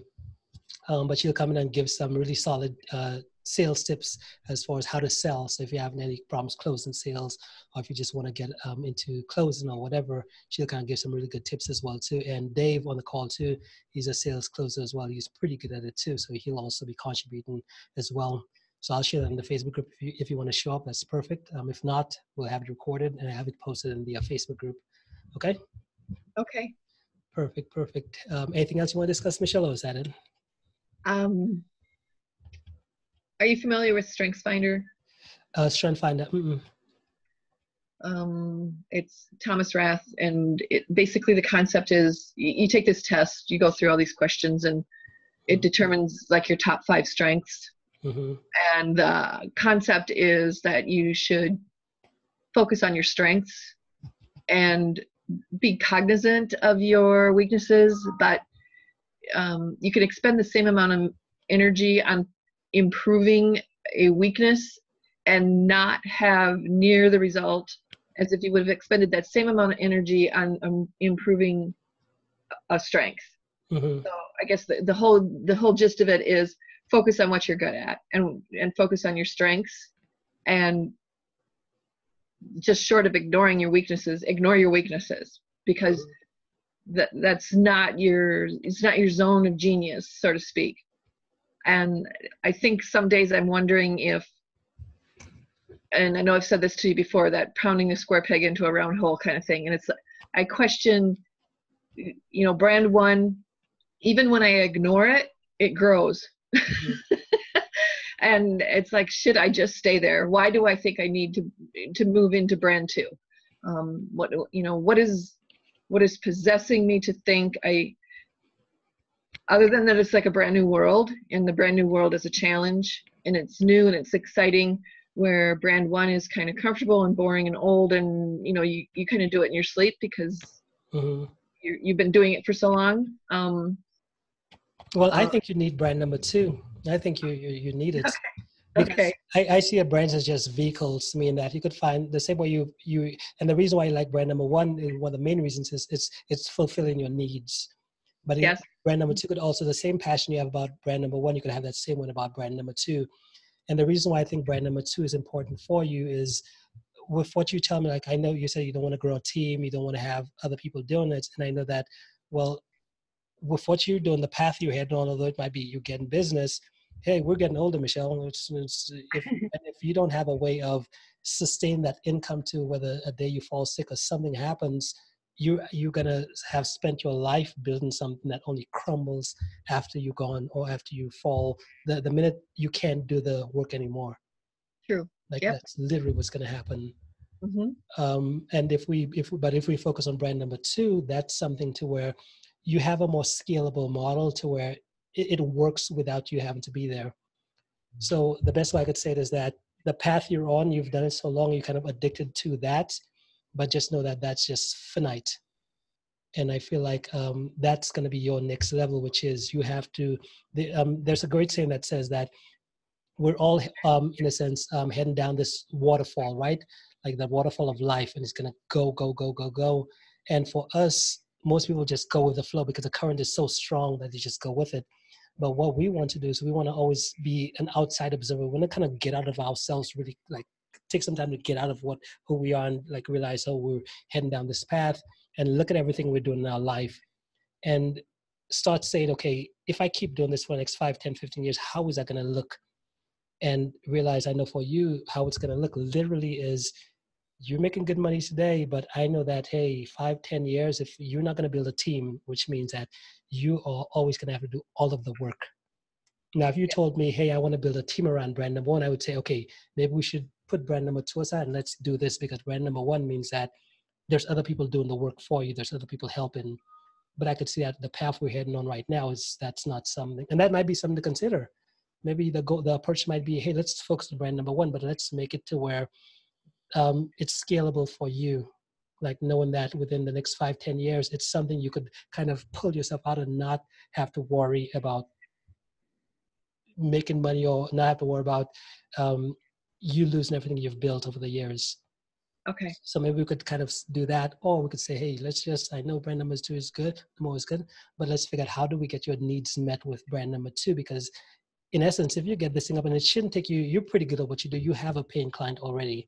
All you got to do now is build a course, build some type of training, and put together an automated process to get clients. I saw whether it's a webinar or something, build that machine and run the thing. Like that's literally all you got to do. Okay. I know, as you said, you've been through a lot. You've tried, you've working for different people. They haven't got the results or whatever. And it's been that skepticism up. But I know that, hey, this is possible. It really is. If it wasn't possible, I wouldn't be here. A lot of other people wouldn't be there. So if we do this for that brand, that niche, I think for brand number two, that's where we'll get that big leverage. Okay. Okay. But I feel like that's the thing you've been resisting the whole time. Like you've been teetering back and forth. But I feel like once you make the connection to realize, like brand number one, it's not sustainable. It's just one of those things to where like you'll do it, but then the things will break and the roof will come fall on your head, literally. Do you see that, or do you kind of see that, or do you not? And again, you have to be truthful, because again, it's yours. I'm just being an outside observer. Yeah, brand two could be the insurance policy. Mm-hmm. Yeah. So we have to, I think, well, but as we keep moving forwards, again, what I want to do, because with what we're doing here, it's like change. Meaning that I know that, hey, for us to get results, it's like you have to start thinking differently. And I know with change, it doesn't, like you don't just like I know we have this conversation here, we'll have it again. But the more you get exposed to it, it'll kind of keep sinking in. And all of a sudden you just realize, wake up one day and say, you know what, I gotta prioritize this other thing. And you just find your values, everything just starts shifting for you. And then we just make it happen. Okay. Yep. Okay. Good. Okay. That's all I got. Let's jump to Rudolph. Hey, what's up, Rudolph? How you doing? Hey, Justin. How you doing back there? Yeah, I see that more and more people come in. So in the future, the session will take many hours, like 4-8 hours. So a lot of work. Yeah, like the current sessions, because more mentees and all that. Yeah, my situation is I stuck a little bit because I noticed that I fall in an old habit that I try to do things too much perfect. I was busy today drafting the program because I was thinking, okay, what happened if I close someone and he want to get started and maybe he won't pay me and then I have nothing to show, right? So I thought, okay, what exactly I need to do? Then I watched your videos from module 4, where you showed how to draft a high ticket program and figure out the whys, and with a mind map program, and paint the current situation and the goals, the desired reality. Yeah, and then the content and all the things. And then I was thinking, yeah, what exactly to do, which steps to take and all these things. And I doubt if this is really the best way to go for me now, because I have done no sales yet. I have no paying client, and I do the same what I have done the last years, where I try to figure out the perfect product without knowing if it's accepted by the market in any sense. So I guess it's really a big mistake. So I want to hear also your opinion, and I guess maybe I should really like think about how to progress close for some clients, at least 2, for example, and after that, tell them, okay, look, I come back to you with some emails and we move forward. And then if it takes 2 weeks to get started, because in that time I need to draft my program, then this is how it is, I guess. Okay, so I guess with the program, again, don't get too caught up, but just kind of outline a bird's eye view. Maybe like imagine you're in a helicopter and that 60,000 foot view. Just kind of know what the structure is, the high level view of it. If you're going to have it 6 weeks, 12 weeks, or whatever, just know that. Yeah, and I have that. I have that. Okay. I can send you. It's something simple. The problem is how to do that. I mean, the program is how freelancing software developer earn 10K to 20K a month. So this is. I don't even know how much time it should take. I try at least as less as possible, 6 weeks. But I really don't know if it's realistically to finish it in 6 weeks. Yeah. So the current. So here's the deal with time frames. So anyone who has a coaching program with time frames, because one of the things you learned in marketing is that people don't want to wait people want results now. And that's why with products, that's why it's important to have like a program. That's why you can't just say, hey, just work with me. You want to have a coaching program, because with a coaching program, well, that like you could put a timeline on a coaching program. Just like someone might say their course is a 6-week program. And when someone hears that in the marketing, when someone has 6 weeks to 6 figures, in their mind, they're like, 6 weeks, I could be at 6 or 7 figures. Yeah, I want that. But as you could see, the program could be, when you get in there, it might be organized into 6 weeks. But when you start going through the modules, you realize like, holy crap, this could take me a couple of months to get through this thing.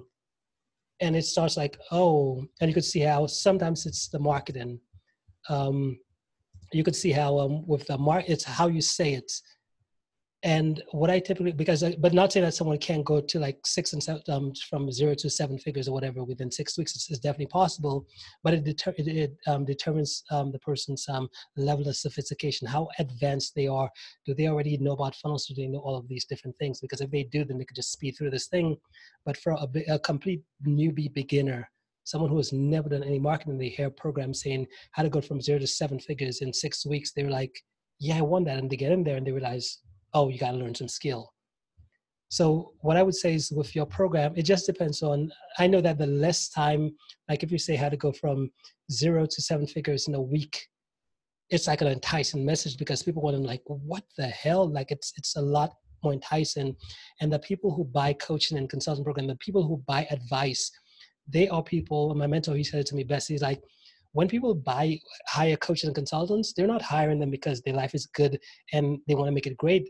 They're hiring them because they've tried every single thing and they have like literally a month or a couple of months or a few weeks to figure this thing out. Like they've literally tried to do this thing on their own and now it's in desperation mode and they want to figure this thing out now.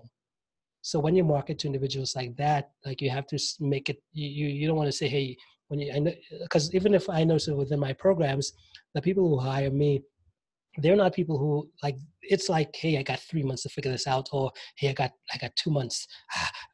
Give me, what do I do now? I'll do anything.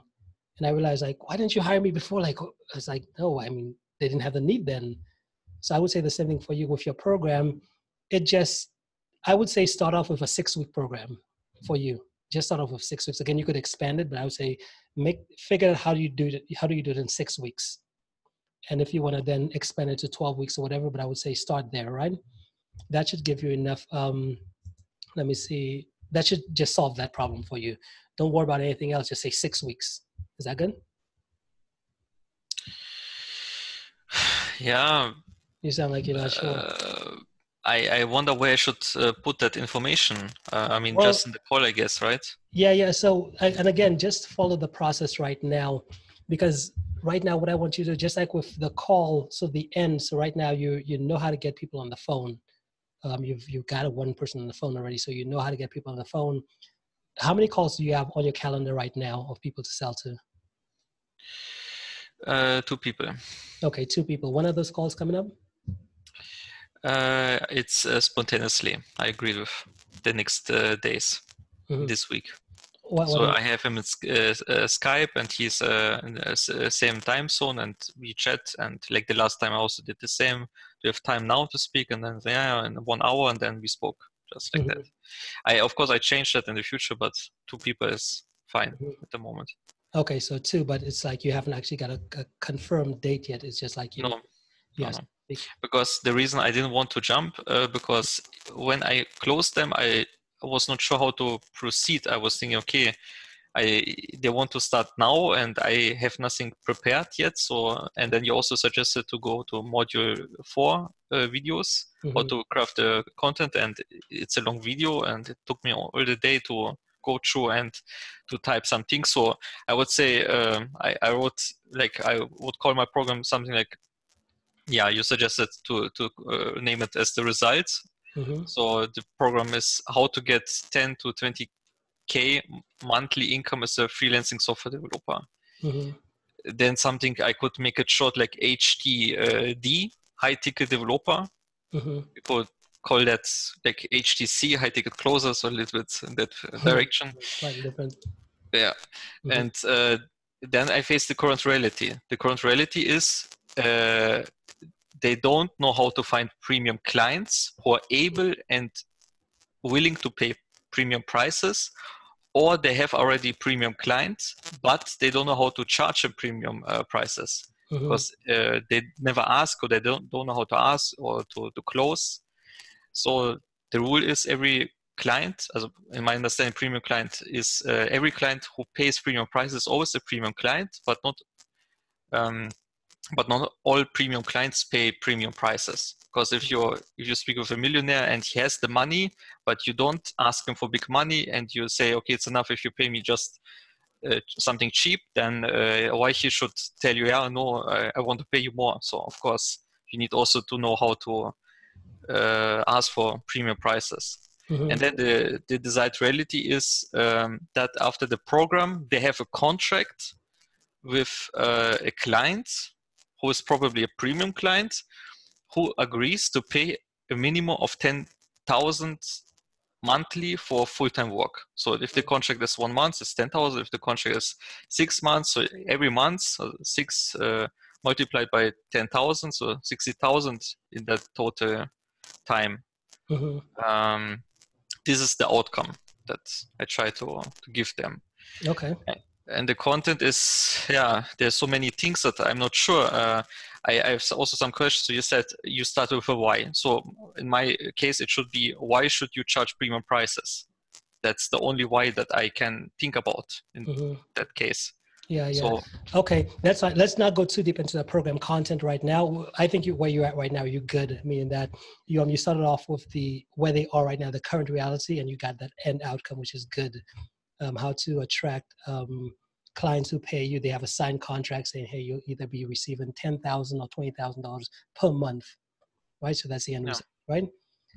So what I would say now is the problem we need to solve now is the delivery, which is how do you, because I want you to just get a paying client, because the way you'll figure out a lot of the stuff to do, because just like you've done it before, but the way you'll figure out most of what you got to teach is just like, hey, get one person and then just start working with them one-on-one, because they'll ask you the questions and you'll see what you need to put your stuff around. Because what most people do is they just say, okay, now I know the outcome, let me just go put anything together. But for me, the way I like to put together a coaching program, just like with this here, this is recorded. And what I could now do is go back and listen to this and see what are all the questions people ask me. And then I could say, okay, here's how I address it. And okay, perfect. Let me take that and just record a module of this. And now I know everything I put in a coaching program is things people want. I'll never create a coaching. My program is going to literally sell itself, because when I create the marketing for it, I'm not creating what I think people want. I'm actually creating from a place of, hey, people told me that they want that. So I could just put a training on that and just bring it to the marketplace, right? So that's what I would say here for you. We just got to get you a paying client right now.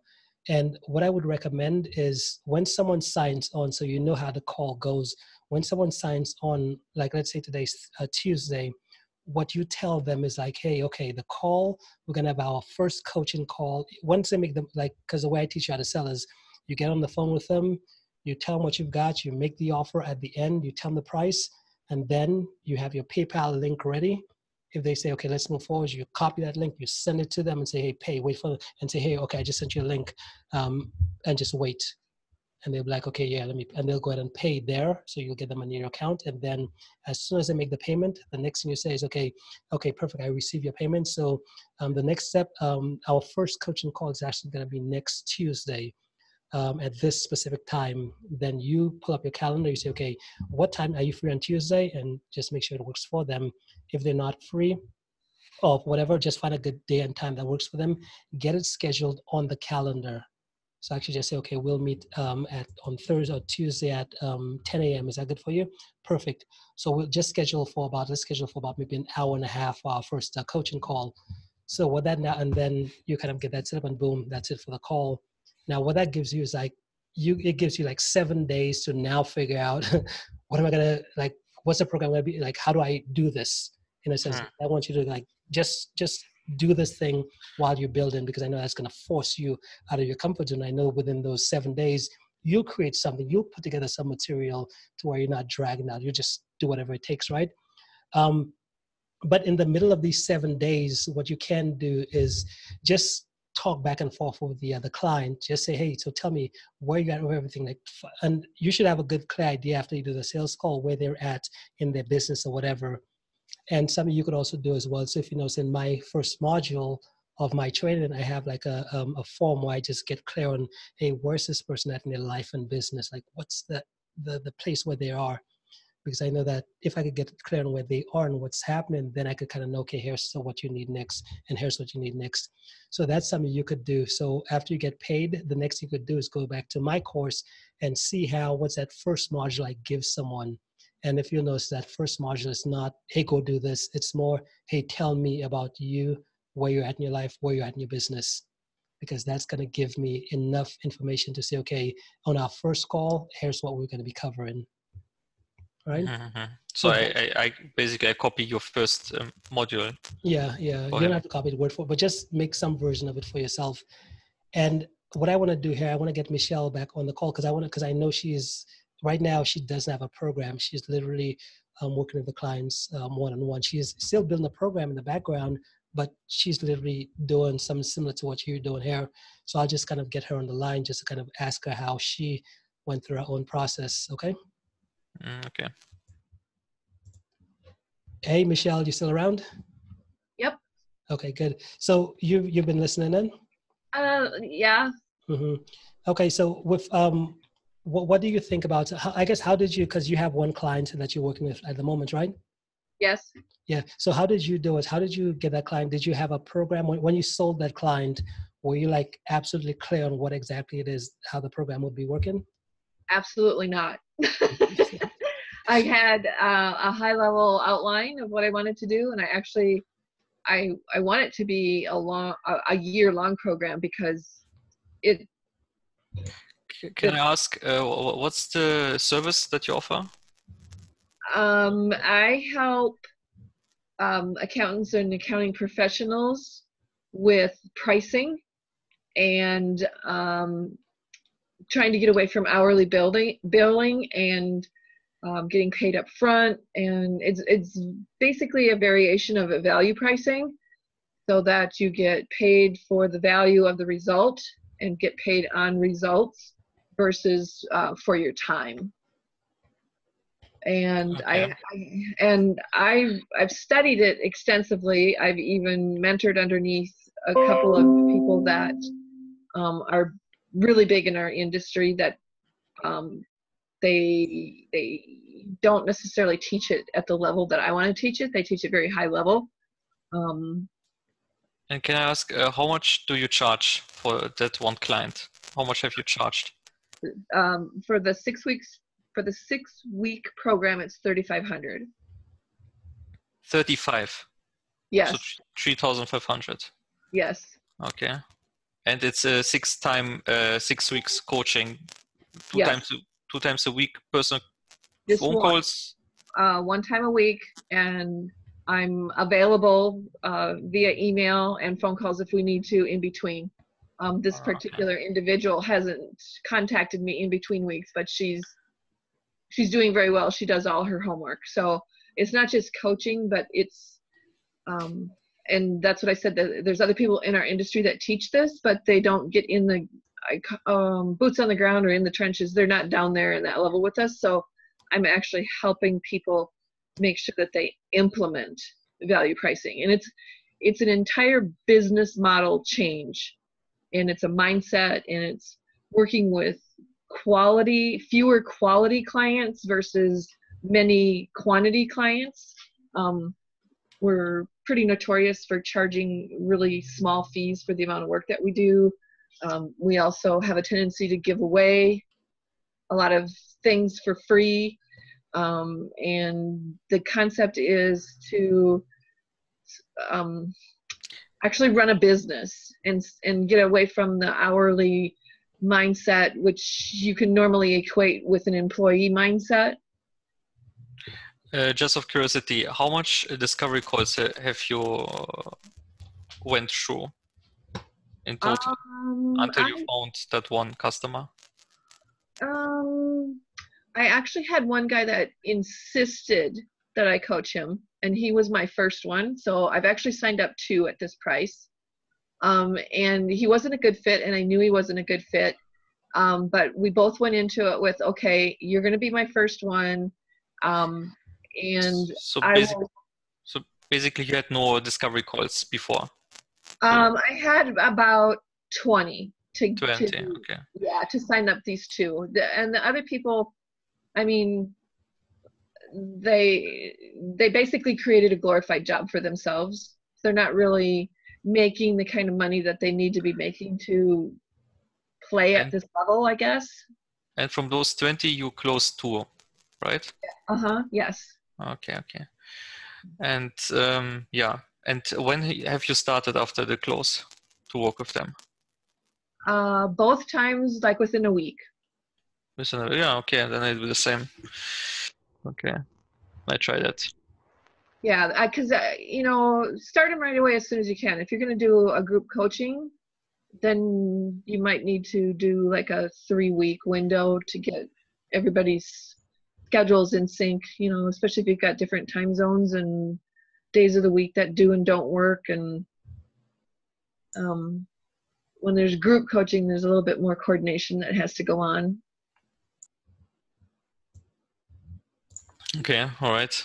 And no complaints yet, so nobody asked for refunds or complain that the program is not ready yet, or any obstacles, I guess. No, not so far. Okay. Yeah. Okay, great. Yeah, I'm a really big planner, and I feel like I always need to have all my ducks in a row before I jump, and I know that that's part of my issue right now. So the coaching session is Tuesdays, and every Monday I'm like scrambling to make sure, do I have a worksheet? Do I have a spreadsheet? Do I have a handout? Is my PowerPoint, good enough for this? And it's kind of insane actually, but I'm working through it. And then I find out that what I had planned, like for the first 6 weeks, that's not how it's going. So I'm staying flexible with that and actually moving some of what we were going to do in the first 6 weeks into a next 6 weeks to see if she wants to continue. And then you charge again 3,500 for next 6 weeks. For the next 6 weeks, it'd be the same price. Okay. I have some questions to the how to craft the high ticket program. Some points from the module 4 videos that were not just to be sure about. Justin. Okay, go ahead. So again, what I want you to do right now, because the problem you should be solving, the place where you should be right now is getting as many calls on your calendar as possible. Just like as you said, Michelle, you heard she say, hey, I had to talk to 20 people to get 2. And I know with you, the place, because for me, it's like the problem I want to help you solve is like, I just want money in your bank account right now. Because I know once the money gets into your bank account, if you don't feel like you can deliver, hey, give a refund. Just get the money. When the coaching call comes, if you feel like you really can't deliver, give them a refund. Don't spend the money.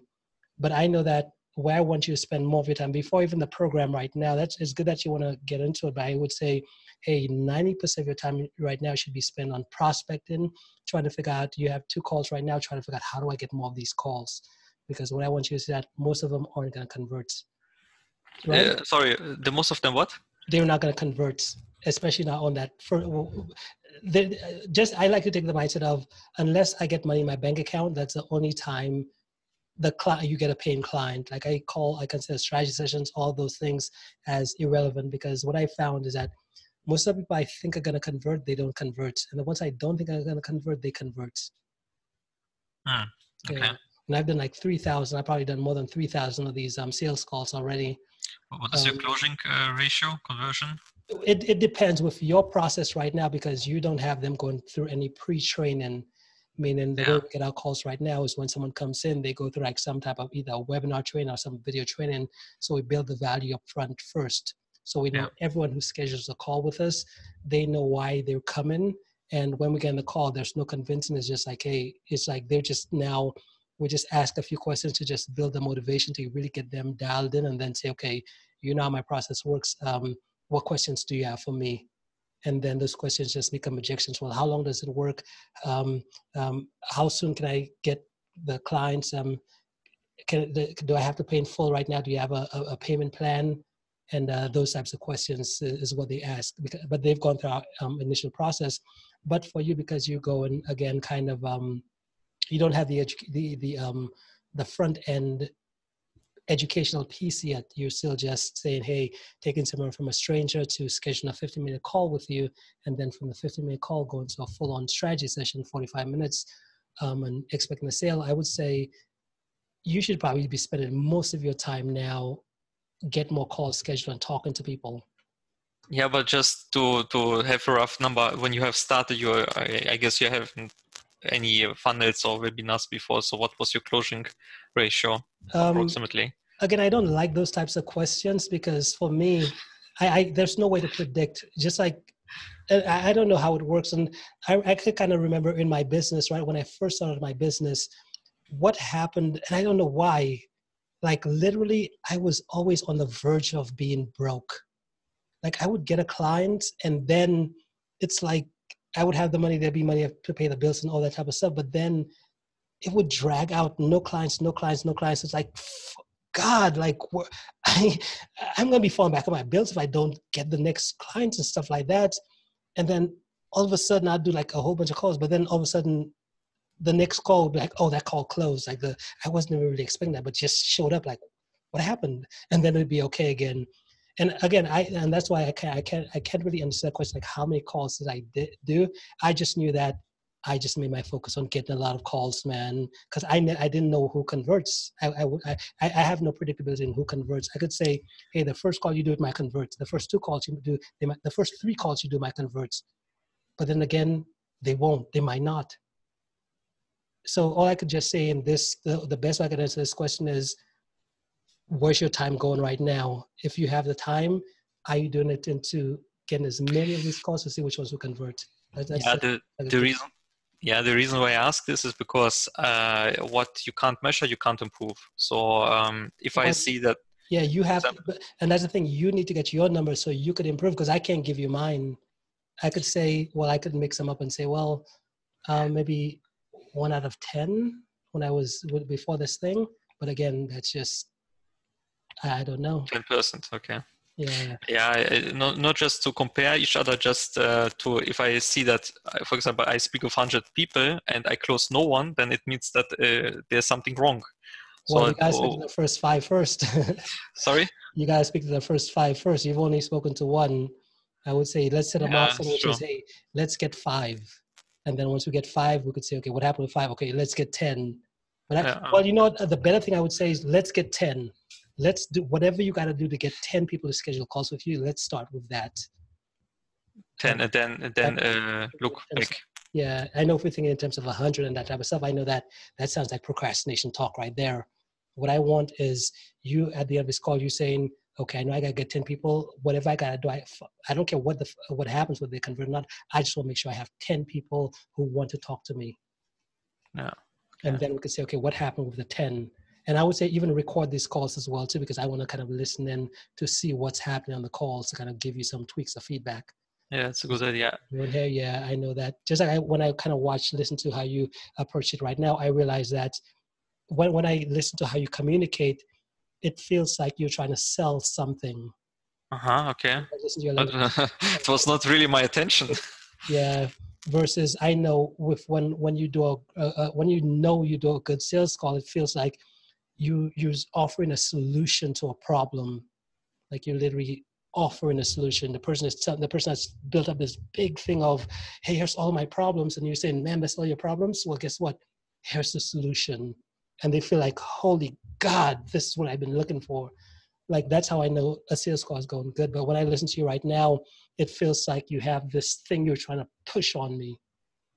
So I know that with your first couple of calls, again, you'll have to listen to a sales training and go through that, because you'll start shifting your mindset in terms of, hey, let me get the skill of offering a solution to a problem. I can't understand it, because in the last call that I have with the Russian, I obviously I didn't sell anything because I just spoke about his pain points. So I don't understand how it could create the impression that I want to sell something. Well, again, just your words, because as we talk back and forth through the messages and stuff like that, that's kind of what I see coming up. And that's why I want you to say, because I know that once you go to the sales calls, you'll see how they go, because at the end of the only way we could gauge it is, hey, did you get money in the bank account? So what I could do, all I could do for you here right now to give you the best advice I got is, hey, get 10 calls to your calendar, record them, and send me the recording so I could listen to them, so I could see what you need to tweak on. Yeah, it's a good idea. Do so. Thanks. Yeah. And a question about the Facebook groups. I leave them because they are obviously not important. I just wouldn't worry about them. I wouldn't even leave them. I'd just like. Yeah, because they bother my overview in the groups list. I have other groups that are more important and they are between each other. Well, I guess you could take them off or whatever you got to do. Okay, great. And because I started with the program and my mind is fresh, can I ask some points about the drafting, about the content? So I said, okay, the reason of why is to get rid of cheap clients, because they're difficult and many reasons. Get rid of difficult clients, or similar, but they pay normally between cheap clients and middle prices, but they're just difficult, they complain a lot. So to attract only premium clients, because they have more realistic expectations, they do less stress, their communication is more developed, I would say, something like that. And so you can do the same work but get more money. And you need to be in the business of how to make winners win more. So you don't start with how to change, like I say, loser or a beginner to something. But someone who's already in the business, he create substantial money. That's the reason he can pay you 10K, and you just show him how to improve it. Then I go to the what. Let's say a point is create a perfect CV, and then I tell the reasons, right? To the how, create a perfect CV, how to create a perfect CV, which things you need to do, and then what if. I don't understand what I should write there. What if? Imagine you get a client who pay you 10K, how you would feel about that? Is that the message? Yeah. So that, and kind of similar with what was happening with us here. So the what if is you saying, hey, go out and do the thing now. I know there's a big, there's all these things like the place, because after you give someone the thing, after you say, hey, here's how to do it, right? So now the what if becomes, okay, now go out there and talk to 10 prospects, go out there and try to get 10 calls scheduled with them. And based on these 10 prospects, let's see what happens. Go out and test it. Does that make sense? Okay, then I would say I because you told me to go to that module 4, and I thought, okay, it's now time to create the content. But if you say I should leave it for now and just focus on the sales now, then it's fine. So I just focus on the sales now. Yeah, I would say do that. Yeah, just spend this little, because again, with the program, it's gonna, most of what, just like with what Michelle said, when you start putting something together by yourself, it's one thing, versus when you have someone that you're gonna be going through the thing with, then you start realizing, like, holy crap, you could put together that way, and then realize you'd have to change every single thing. So just like with Michelle, when she said, hey, I kind of put together my coaching program, I kind of had it mapped out of exactly how it was going to go. But now when I actually do the calls, I realize that it's not go in that way, because she's realizing that the person is telling her what they're having the issues with. So now what she has to do is, okay, let me help them with that, solve that specific problem. So although she thought that's what it was going to be about, but she's like, oh no, it's a different thing. And now she's helping them with that thing. So you said with your program, again, you got NovoMind? No, it's called Free Mind. Okay, good. As long as you have that, I would say don't go too hardcore on it. You should spend maybe at most, I would say maybe spend, if you want to work on it, spend like maybe set like a half an hour aside and just say, hey, I'll just do a little bit on this, a little bit on this.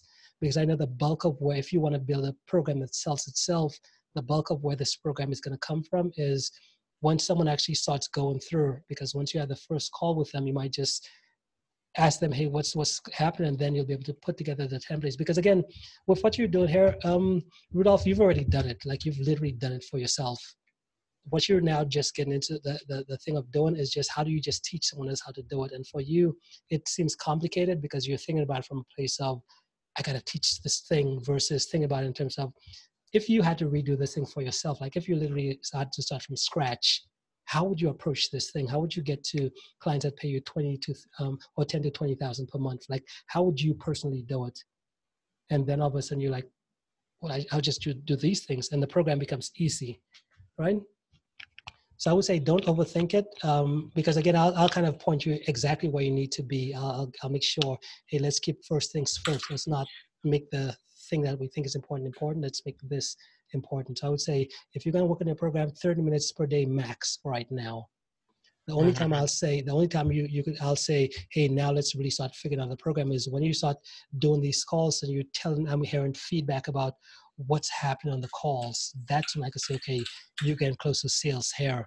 Now let's focus on not just sales, because I know just like with what's his name was asking, like, I know it's not about just getting 1 or 2 clients. I know it's about, are you getting consistent calls on your calendar? Because if you're just getting 1 client, you focus on just that 1 client who closes, I know that, hey, you don't have a business, man, because you'll get that client, you'll work with them, and then you'll get to the end. The money will also get to the end, and you're like, fuck, I didn't really keep up with prospecting. So what I want you to see is prospecting needs to be like a portion of your day. I would say if the first thing you do in your business right now is saying, hey, I know how to get people on the phone with me, which is LinkedIn, I would say, hey, schedule whether it's 1 hour or 2 hours to make sure you do something every single day to get somebody in your calendar.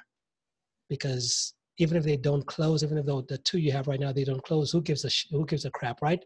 Because you know that I'm going to do something today and tomorrow to get more of the people like these 2 to show up.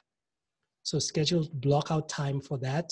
So I guess the next exercise for you is, hey, figure out how do you need to structure your day to where every single day you're doing something to get someone else on your calendar. You already have these 2, we need more. And if you can figure out how do you get at least maybe 15 or 20 people on your calendar to talk to each week, I would say, hey, that's good. If you could do that now, I could say, okay, you got this handle. I won't beat that again. And now I'll say, okay, now let's focus on program. Let's focus on what's happening on the calls program, because I know that you're handling what you need to do, which is making sure your calendar is filled, right? So I would say when I close someone, I will come back to you again and we speak about the program content more in detail. Yeah. Well, yeah, when you're doing a lot more calls, like when you have the calls scheduled, just like with these 2 you have the calls with, I want to know, okay, what's happening. Once you're doing calls consistently, once like you would tell me, hey, Exodus, I have this week, I have 5 calls and I'm adding more. Once I could see you have your system for that, then I could say, okay, let's focus on program, because I don't have to make sure you do that anymore. It's a habit of yours, right? Yeah, I mean, just when I close someone who paid me money, he expects delivery, so then I start to I will help you in there. Even if I got to get on a call with you and we're going to do the coaching call together, trust me, I will help you. Don't worry about that part, because it's not difficult. I just know that let's get there first, and then once we get there, we'll deal with the problem. Okay, right. Sounds amazing. Yeah. And a quick question about the 5 points. Can you repeat them? What was the name? Your 5 reasons why you try to chase something: growth, significance. Yeah. So there's growth, certainty, uncertainty, variety, and significance. Okay. Yeah. Great, And interesting. yeah, so Jessica on Saturday she's gonna do a training on that for everyone, which is gonna be pretty good. Saturday, okay. Yeah. But you mentioned that in the group. Yeah, I mentioned that in the group. Okay, great. Okay. Yeah. So I think we're good here for the day, guys. And again, what I would recommend, because what I want to do is just start like shifting our mindsets into action, meaning that, because I realize with smart people, that's why it's very fascinating for me, because for me, I'm a smart person.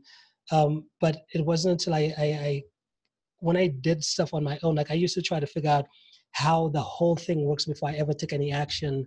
And something I'm beginning to learn is that like things never work out the way you expect them to. The only thing that we could control is just saying, hey, what's the next step? And let me just take that.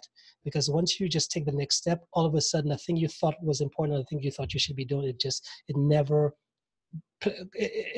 goes that way. And the reason why I say that is because I don't want us to feel like we need to know every single thing to take the next step. All I want us to do is say, hey, let's just give you one step and take that one step, take it as far as you can. And once you take that one step, unlimited opportunities are going to open up for you. And if you were to ask me like, hey, how did you get here? Like everything you've achieved, whether it's success in life and business, was that something you like planned out and you knew exactly how it was going to go? And I would say, nah, I kind of learned this model from my mentor, which he said, hey, when you want a result, get clear on what the end outcome is that you want. Like, what is the result, whether it's to get to 7 figures, get a business, get more clients, whatever, get clear on the end result. And once you get clear on that, now it becomes take massive action, meaning that you don't want to try to go out and find the one perfect thing or the one way. It's like, how do I do as much as possible? I know I want, just like with you, Rudolph, I know you want to get paying clients. You want to get to 10K per month. But I know that the first thing is, you have the goal. The next thing is like, hey, you just got to take massive action. And I know the only way you'll get up to 10K per month is if you talk to enough people, which means your massive action should be, how do I get as many people to commit to having a call with me? And then once you get that, then the next thing is to notice what's working. So as you do the calls, you have to be able to say, okay, based on all these calls I did 20 calls or 50 calls, what happened here? But speaking from a place of not, what if I do 100 calls? Speaking from a place, I've done 50 calls. What happened? And we look at the data. And then the next thing is to adjust your approach. If you're getting the results that you want, perfect, keep doing that. But if you're not, adjust your approach. You got to change your approach, right? And I feel like that's where most people get caught up, because we've been trying to do things a certain way. I know you, Rudolph, you're just getting started. So I would say the place where you are right now, or the place you should be, is just massive action on getting calls scheduled, right? So that's where you should be. But then the next step is to kind of the last step, which is change your approach. I know with a lot for myself, when I wasn't getting results, I realized I was just trying to do the same thing harder, versus realizing, okay, I gotta change the approach, the way I'm doing stuff. And that's really what I want all of us to see here on this call. That's like the 4 keys I'm really trying to bring to the awareness, which kind of leads us back to the final thing, which is, again, if you were to ask me, like, how do you get here? The most I could say is like, I just took the next step. Like I bought all these coaching programs, I bought all these different things, and they all promised me the game plan, the specific path, like the step by step. If I just do this, I'll get here. And I tried it. I did the best. I showed up, I put in the time, but then when I kind of saw the results, it didn't match up. And I could have just said, hey, this didn't work. Or what I could have just said was like, okay, all the programs the programs do, they give you a piece of what you need. And you take that one piece and you just got to take it hardcore, and it's going to lead to your other opportunity. Okay, so that's all I have for today's call here today, guys. Hopefully this was a really good call. You got some massive value from it. But just know that as we work together, I know each one of us has a goal. And my goal is to get money in everybody's bank account. That's literally my goal for you, because I know that if I could help you get money in your bank account, you'll know what to do with it. I won't have to tell you what to do with it. You will know what to do with it.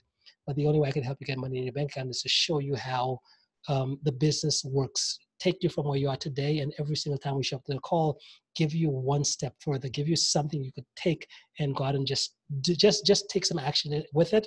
Don't try to get perfect, but just do something with it, so that way when you show up to the next call, I can help you tweak.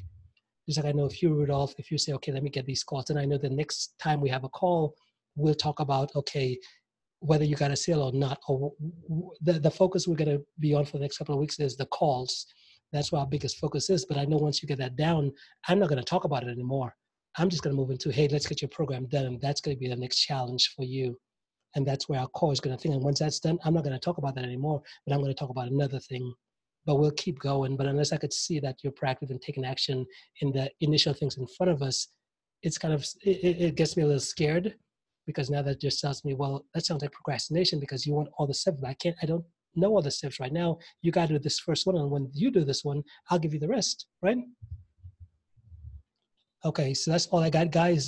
So thank you so much for attending today's call. I'm not sure if you want to, everything's good. Does anyone have any questions before we jump off?